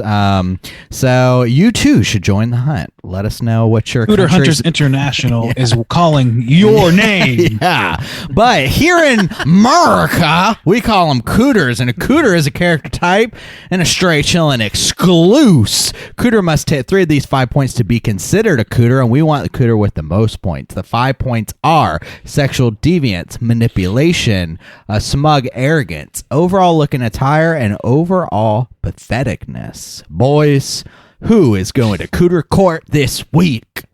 I mean, I think Simon kind of nailed it. Brett and his dad. Well, yeah, let's start with just Brett And Brett's dad. Let's just start with knock Brett. it out at Sure. Brett. I think he is he's by far the best candidate. Yeah, I mean, we have a ton of evidence on Brett. So Yeah. let's go with sexual deviancy, throwing his wang around. Pulls out his pecker. Boom. Pulls out his pecker, uses his binoculars to spy glass and On peeping Tom on Yabos. people when Yeah, plain come on, open. Not good. Not good.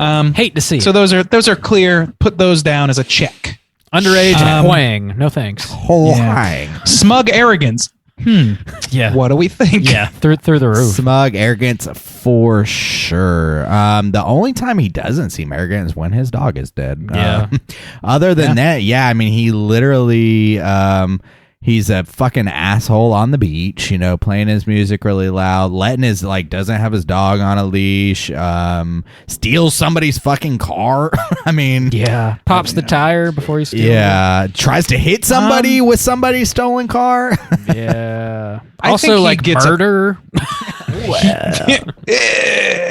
Well, that's going to come into the manipulation. Fucking. See, yeah, let's go with the manipulation because that's another strong Through the roof category. He's literally a ringleader. He's the fucking boss of this little pretend gang that turns out to be a real gang the minute that he gets his sadistic ways. So, yeah, I mean, he manipulates Adam like crazy. Like that's just the baseline. He makes all those kids stab Steve and then gets Paige to film it so we can blackmail them later if they ever decide to, openly does this, by the way. Except Paige. All those kids could have beaten this kid's ass. Like, I wish all those kids had just beaten Brett's ass. Well, that was the nice little take, is because the only other guy who was as big as Brett was also the guy who seemed to kind of get into it, and so all the other ones were kind of smaller. And I like that. I like that little detail as well.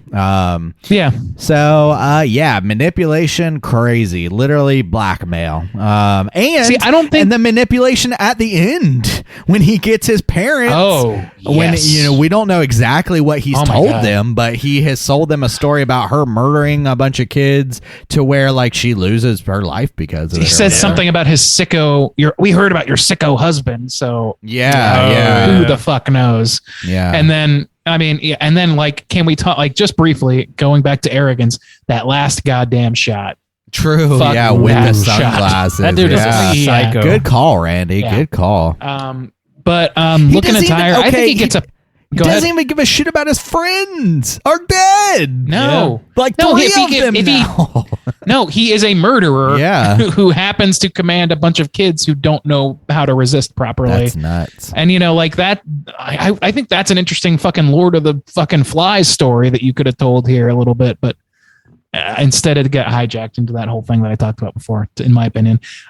Looking at Tyre, I don't see it. I think it's all these kids, everybody in this movie is dressed pretty normally, I would think. Hoodies. Yeah, I mean, they're I love a good hoodie personally. Yeah. Same. Patheticness for Brett. I don't know. I mean, at no point is he found weak, really. I don't know. When his dog dad dying, smacks him in the fucking mouth. Yeah. Yeah, but he goes upstairs and fucking mean mugs into the fucking. I don't know. I don't think he's bothered. Yeah, patheticness, not really. Other than he's a pathetic piece of shit human being, but he's not. Yeah, weak, I mean, he's pathetic in the sense that I hate him. That's what you get for being poor, Brett. If you had some money, you would have been a nice kid. Thanks. You have to purchase kindness. It's otherwise you're just lighting kids on fire. That's unfortunately kind of true. Thanks, Your Majesty. You're setting the record straight. Taking shots at the Queen. I New wanna British take some shots with the extremity. Queen. Let's take shots of Malort with the Queen. Straight chilling's coming to the UK. Let's show her what America's all about. Dude, maybe we'll get knighted for this show eventually. We'll probably. Oh get yeah, knighted. that's we're all what knights. happens with podcast hosts all the time. Sir Randy Gandy G Landy. Yeah. The Sir official Landy. title. Sir Stain. They call me Sir Glandy.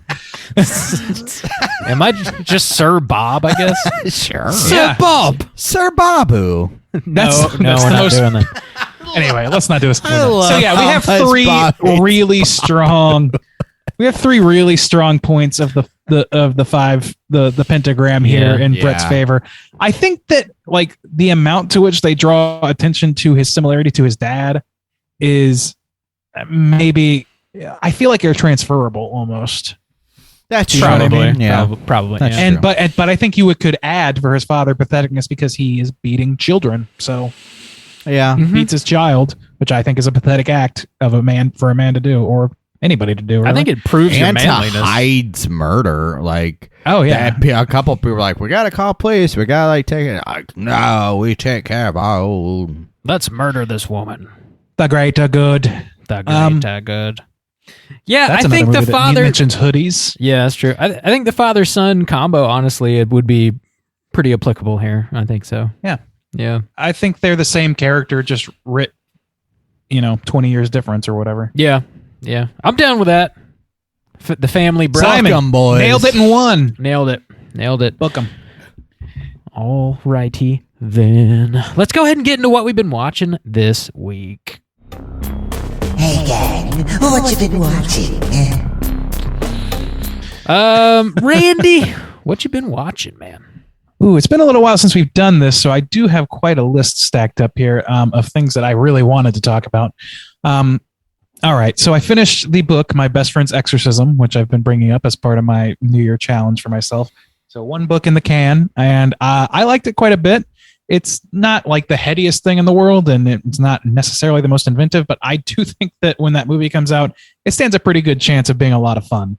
I don't know, the whole story centers around like friendship. It's a friendship tale, it's not something that we haven't seen before or heard before or whatever, but it's set in Charleston. It's got some nice like Southern flair. It has some little critiques of, Southern culture around the 80s and, all those sort of things. I like all those things. And it's like heavily invested in just like 80s culture in general and very nostalgic to that. I feel like they're going to overplay that in the movie maybe, but we'll see.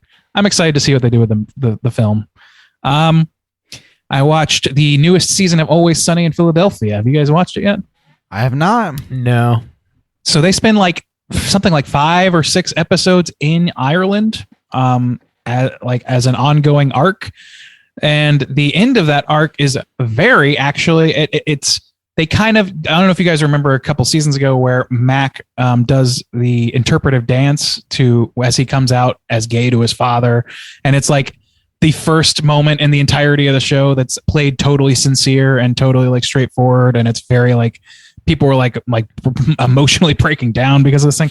They kind of go for that again a little bit. I won't want to spoil how or with who, but it's like there's an emotional arc to this season of the show that is pretty effective in my opinion. Maybe not quite as effective as that one because it's not completely untreaded territory, but it's fucking good. And like I will say that overall this season is actually maybe the first season I've seen where I'm like, quality might be dipping a little bit. The comedy isn't quite hitting me the same. Dude, what season is this though? Season 15. Holy damn! Yeah, we should all be so lucky. Yeah.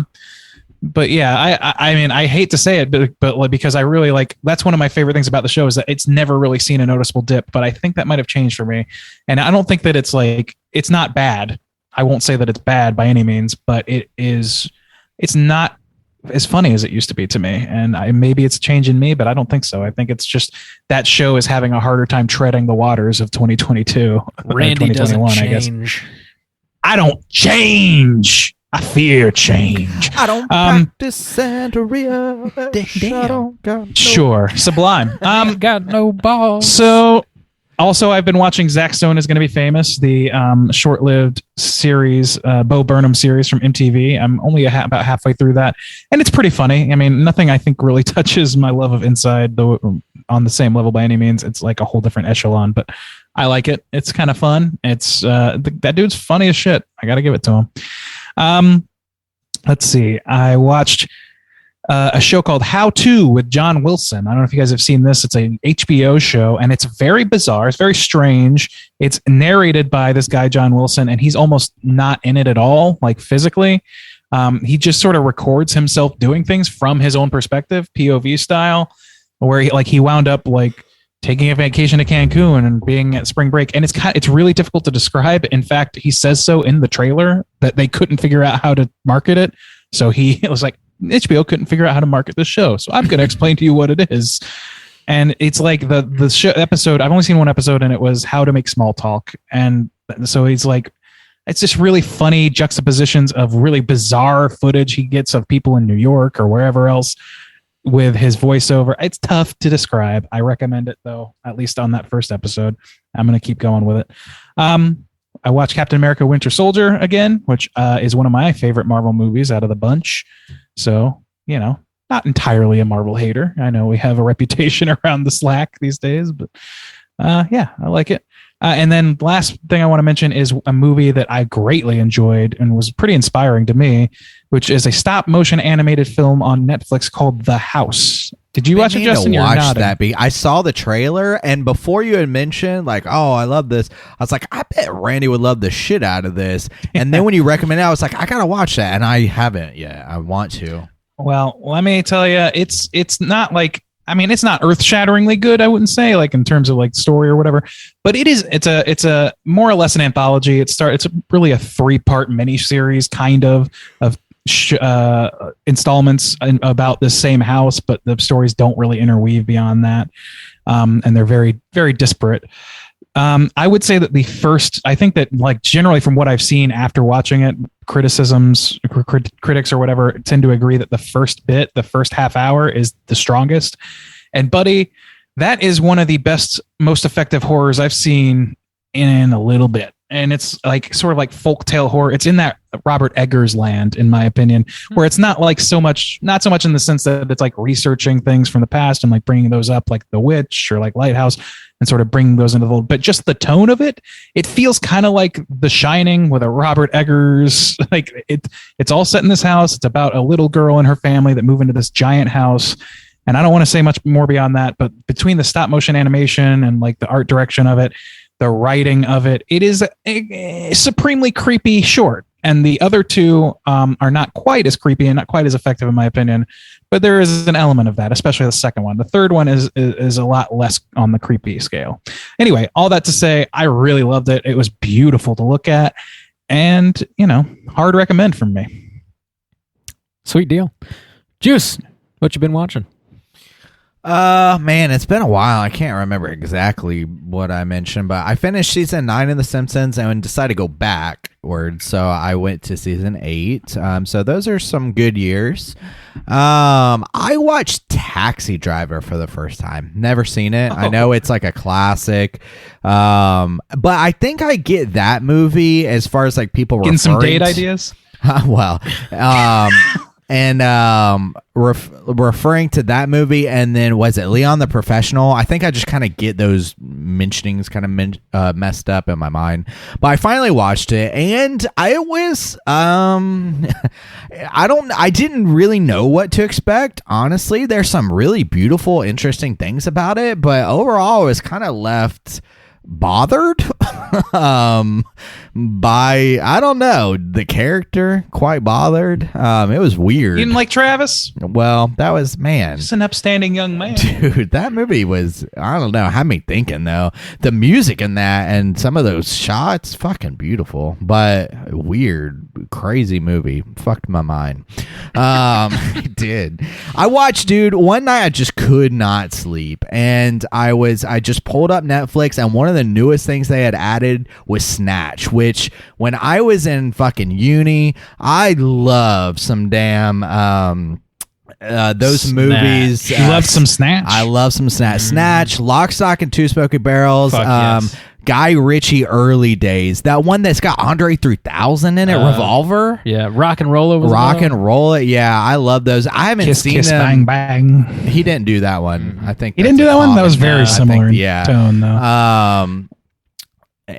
But I hadn't seen it since then, and I watched it, and it was fun because, a lot of the editing styles and stuff are pretty dated, and you could tell he's really cutting his teeth. But I mean, the actors that are in that it's so fun to see them, in early days. Fucking, what's his name? Brad Pitt.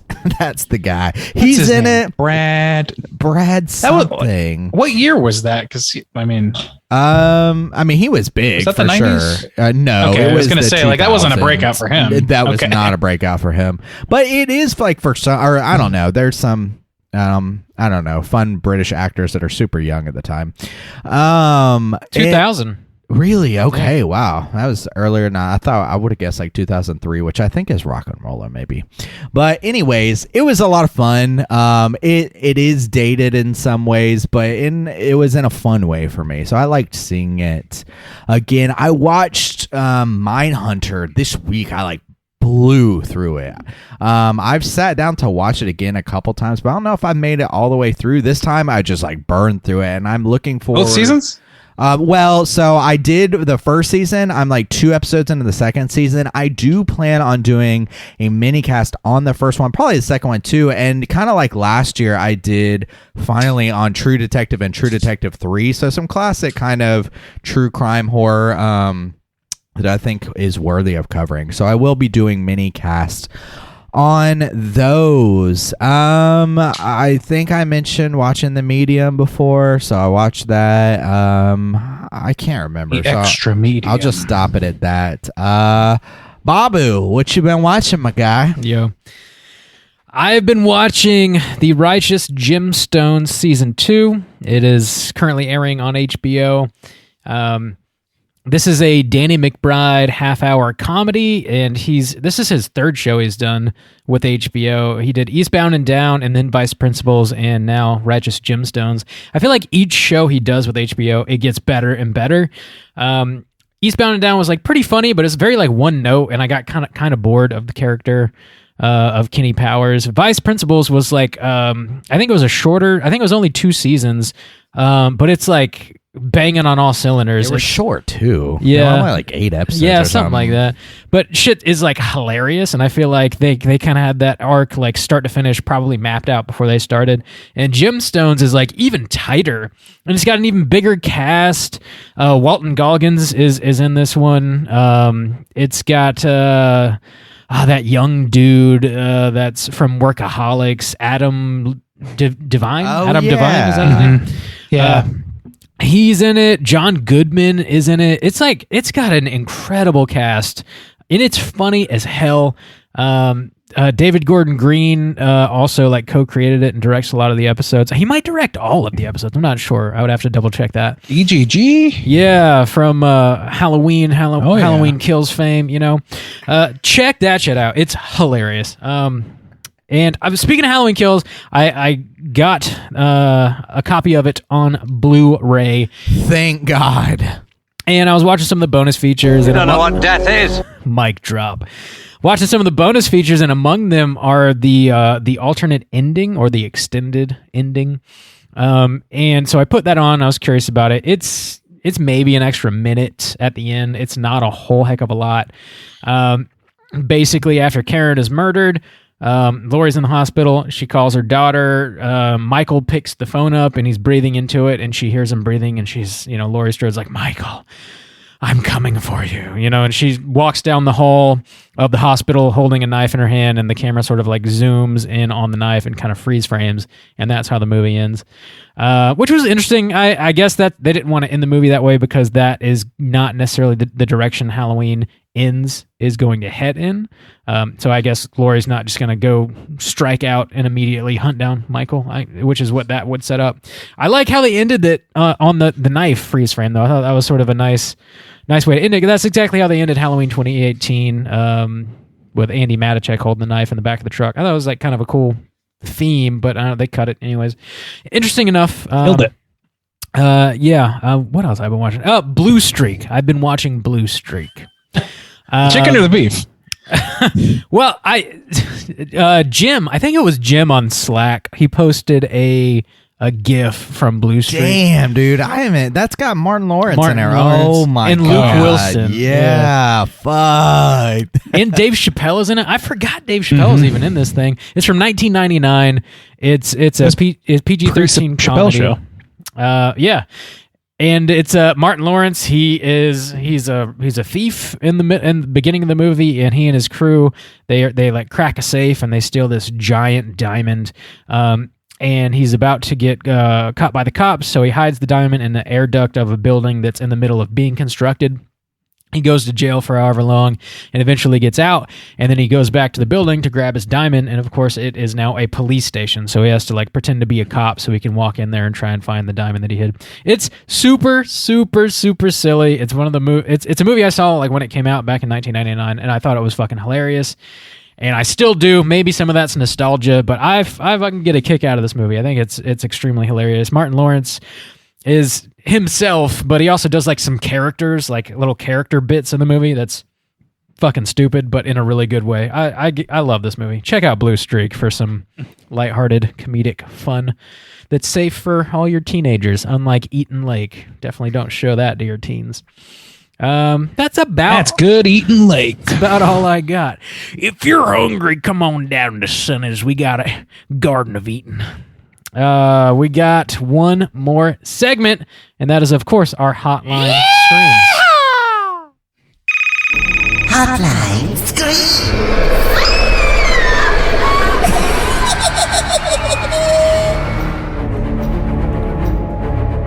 We cut a lot of slack on this, Cass. Sometimes we just let each other just go.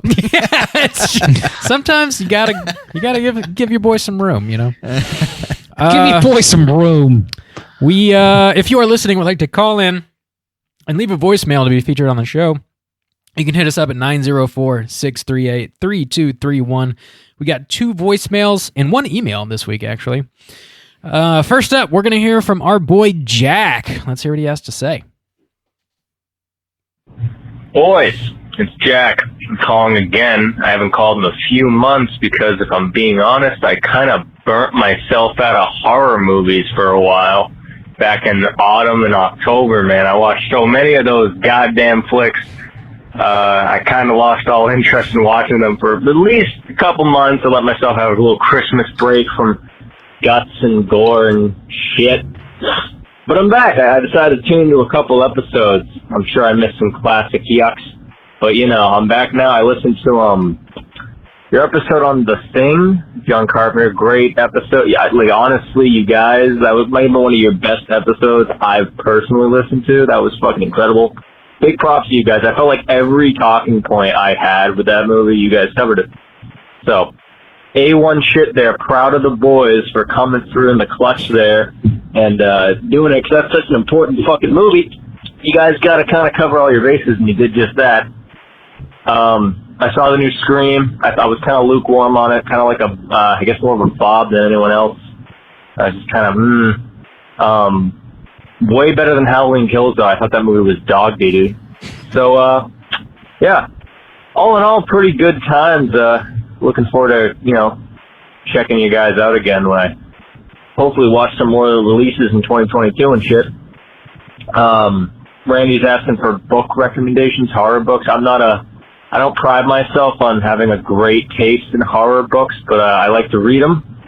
My favorite Stephen King is Salem's Lot. It's sort of like It, but before It. It's good. And I read this book called Those Across the River by Christopher Buhlman. I think that's how you say his name. I thought it was pretty good. Definitely made me uncomfortable at times, so, Anyway, as for a question for you guys, I think I'll keep it light and actually ask kind of a weird one. What's the last band or artist that you guys got into recently? Like the last one that you were just obsessed with and you were checking out all their stuff and you were like, this band is the shit. I'm intrigued because I feel like you guys don't talk about music a lot. I know you guys are into music. Justin's into music. I know that Bob's a drummer. I am too. So, you could maybe recommend some drummers or something. But yeah, like, what do you guys listen to currently? What's like the band that you're obsessed with the most? So, I'll leave you guys with that. It's good to be back. Keep chilling. Later. Thanks, Jack. Good to hear you again, Jack. Yeah, man. High praise for our Thing episode. I'm glad you appreciate that, my guy. Yeah. Thank you for the book recommendations as well. I'll look into those. The band question is intriguing me. I don't know. Like, okay, so this isn't a band, but I recently on the Slack posted a Spotify playlist that I put together that I called Mom's Minivan playlist, which is all very soft rock from the era in which I would be in the backseat of a minivan. So that would be the early mid 90s to early 2000s, maybe, with a smattering of like older stuff in there from the oldie stations. So you got your Sixpence None the Richers. You've got your, I don't know, fucking, I don't know. There's a bunch of shit. Duncan Sheik, just like fucking songs that you forget, but somehow live in your brain forever. That's the whole point of it. So I've been listening to that. Other than that, like bands, I don't have a new band that I really found recently. that I can think of, but I have been listening. Pup is coming out with a new album, and they just released some more music, and it is fucking great. I love them. If you don't know who Pup is, they're a Canadian punk band who make some of the best fucking music videos in the biz, in my opinion. So go check those out, if nothing else. Nice. Juice, you got some recommendations? Yeah, I mean, I go through the cycles where, like you said, there are like groups or certain group like bands or whatever where I just have to get everything, and those are pretty few and far in between, and they usually have to do with like, I don't know, times in my life. So I would say over the past 4 or 5 years, the ones that I like kind of did that with, and instead of writing like the hundreds of songs I've collected or whatever, would be like Mac Miller, Brockhampton, St. John, and Black. Those are like the 4 artists where I was just like, I have to hear every song that's ever been done by them, demo or whatever, and ride those a lot. Other than that, I've been really big, like even Randy's, I've been really big on, he posted that song, As I Lay Me Down, and I got in this crazy day where I was just riding the radio on Spotify to that, like, okay, give me all these songs, like, holy fuck, oh god, and then Randy posted that playlist, so I was like, this shit is hilarious. But as far as like your specific question of like, I gotta get my hands on everything, there hasn't been anything like within the past 6 months where I've like dived that deep into anything, but those artists over the past few years have been the ones I've been collecting everything up on. Bob, Yo. what you been collecting, my guy? Yo. Yeah, I've got a couple recommendations. There's this band, they just put out their first full-length record last year, so there's not like a ton of stuff to go deep diving, but the band is called Cleopatra. They put out a couple like singles and maybe an EP before that, but the record that came out last year is called Bummer, and I can't stop listening to it, start to finish. I love every song on that album, and whatever they put out next, I'll listen to that happily. It's definitely sort of like a heavy rock vibe. It's got like very distorted like bass, and there's like some weird like fuzz effects on the vocals, but I fucking love it. It's so good. There's another one that I just started getting into. The band is called Dead Poets Society, and they put a record out last year that it's just called ! It's just an exclamation mark. I don't know how to pronounce it. But it's fucking great. It's also like heavy on the rock stuff. They have like a few other records that I haven't gotten into yet, but I plan on it because I like this one so much. So I definitely recommend checking both of those out. Cleopatra and Dead Poet Society. Bob was bumping that Cleopatra today, and I thought it was Trent Reznor. Yeah, he did. Yeah, I was like, is this Trent Reznor? Is this new Nine boy Inch Nails? He's got that same kind of effect on his voice or whatever, that kind of like fuzzy yeah, or whatever. Kind of distorted. He had a good range. He sounded just like fucking Trent Reznor. It's dope. Check it out. Yeah, thanks for calling in, Jack. We got one more voicemail, and it is from Seth. Let's see what he has to say. Hey, what's up, my dudes? This is Seth, or Beandird, or I guess I'd be Bean Mang on the Slack.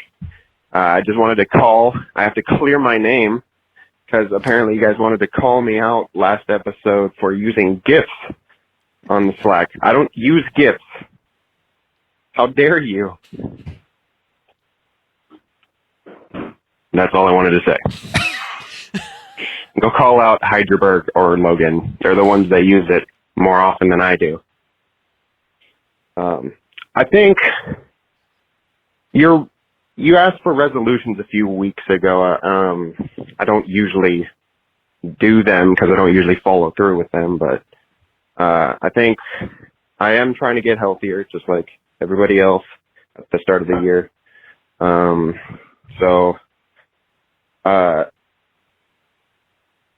Yeah, that's about it.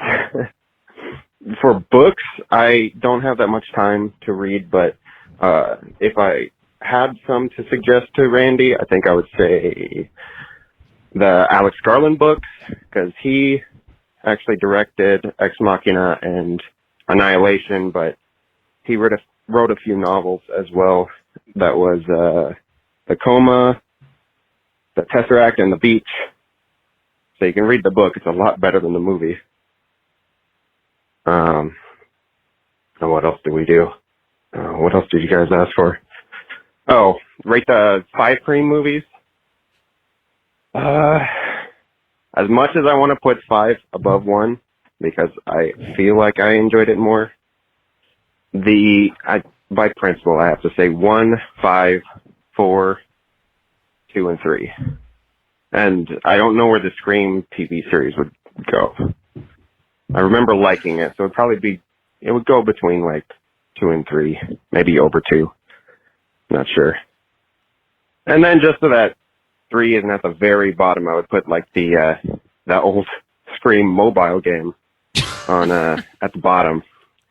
That shit was trash. And I know you guys don't really promote advertising for these calls, but if you wanted to hear my opinions on it, I do have a podcast, Bean Dub Podcast, and I talk about Scream as well. So if you guys want to cut me off at any point, you feel free. Actually, he cut himself off. That was It actually just ran out. I actually was planning before he even mentioned that. He's got a YouTube channel as well, right?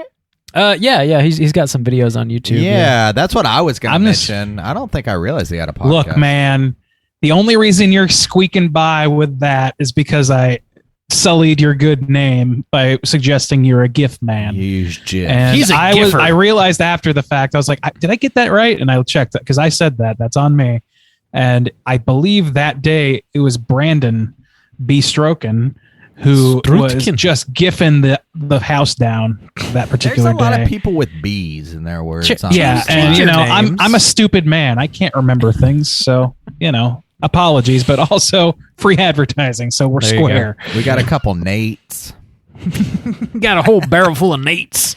We got a few women with the same J. Jacqueline, Jackie. Come on, guys. How are we supposed to keep all this together? But no, thanks for calling in, Mang. I always am looking for his YouTube, and I always leave out like one letter, and it fucks me every time. So sorry about that, my guy. Is it Bean Mang on YouTube? It's Beanerd. Bean Derd. Derd. That's the D. I always leave out the D.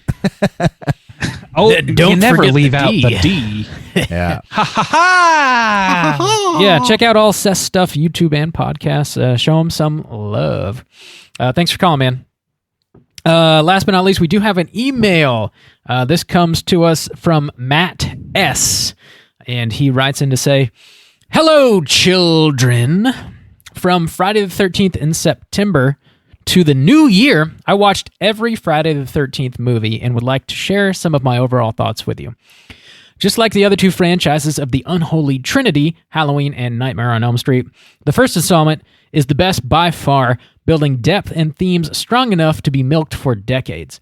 Reversing the Ed Gein structure used for Norman Bates and having the crazy mother lose her son was a stroke of pure cleverness.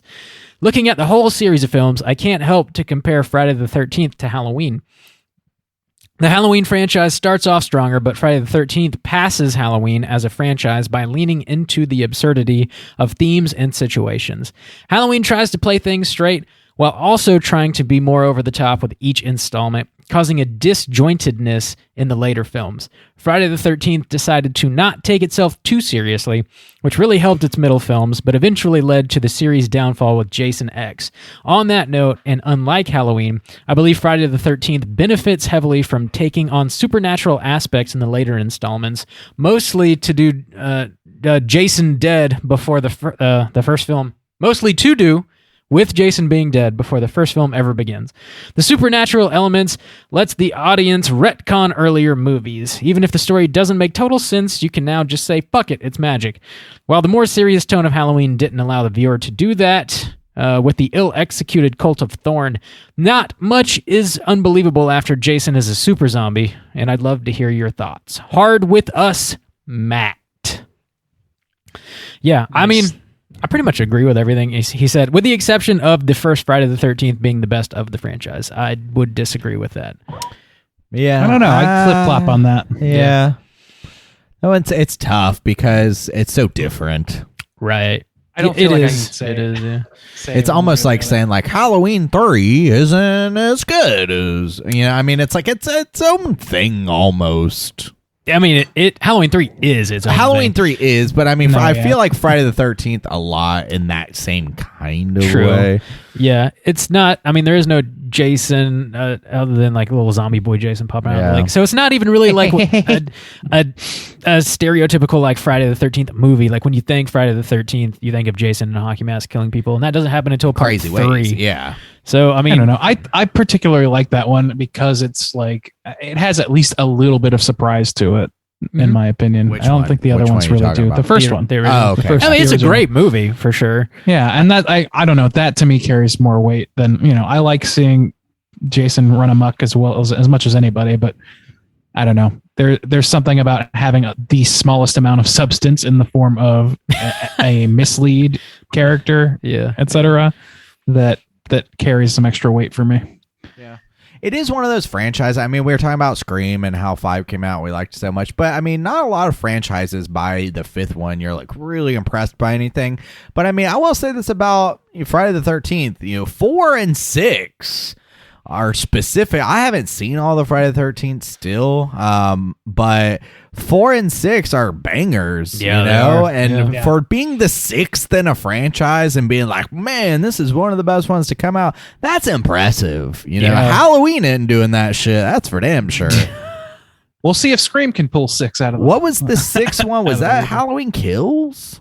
No, I mean, not Halloween Kills. Halloween Kills. Curse of Michael Myers. That's the one with Paul Rudd. That's right. Yeah, I was thinking it was the Thorn. rat one. Okay, it's not. Never mind. Oh no, it's not quite that depth, but it's pretty far down the well at that point. It is. Resurrection is part 8. That's what you're thinking of. Okay. Yeah. Paul Rudd. What would Paul Rudd do?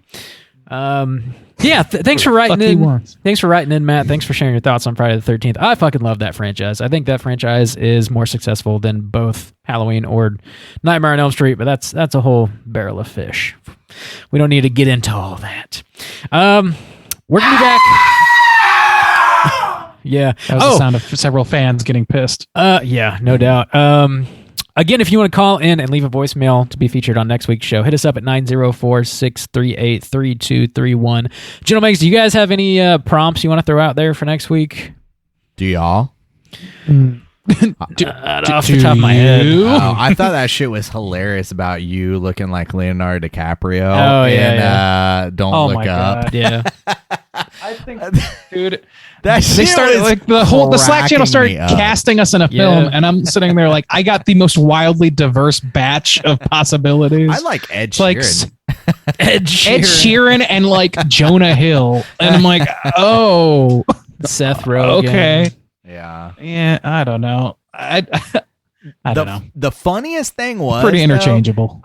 Was that dude there? I just looked up Leo. Don't look up, and there is a shot of him sitting next to a woman. It looks like fucking Bob. So he has Bob's facial hair. So. I wanted to ask, and the glasses too, and the hair actually is pretty spot on. Yeah, I wanted to ask, do you have like any kind of celebrity? Did you guys watch that?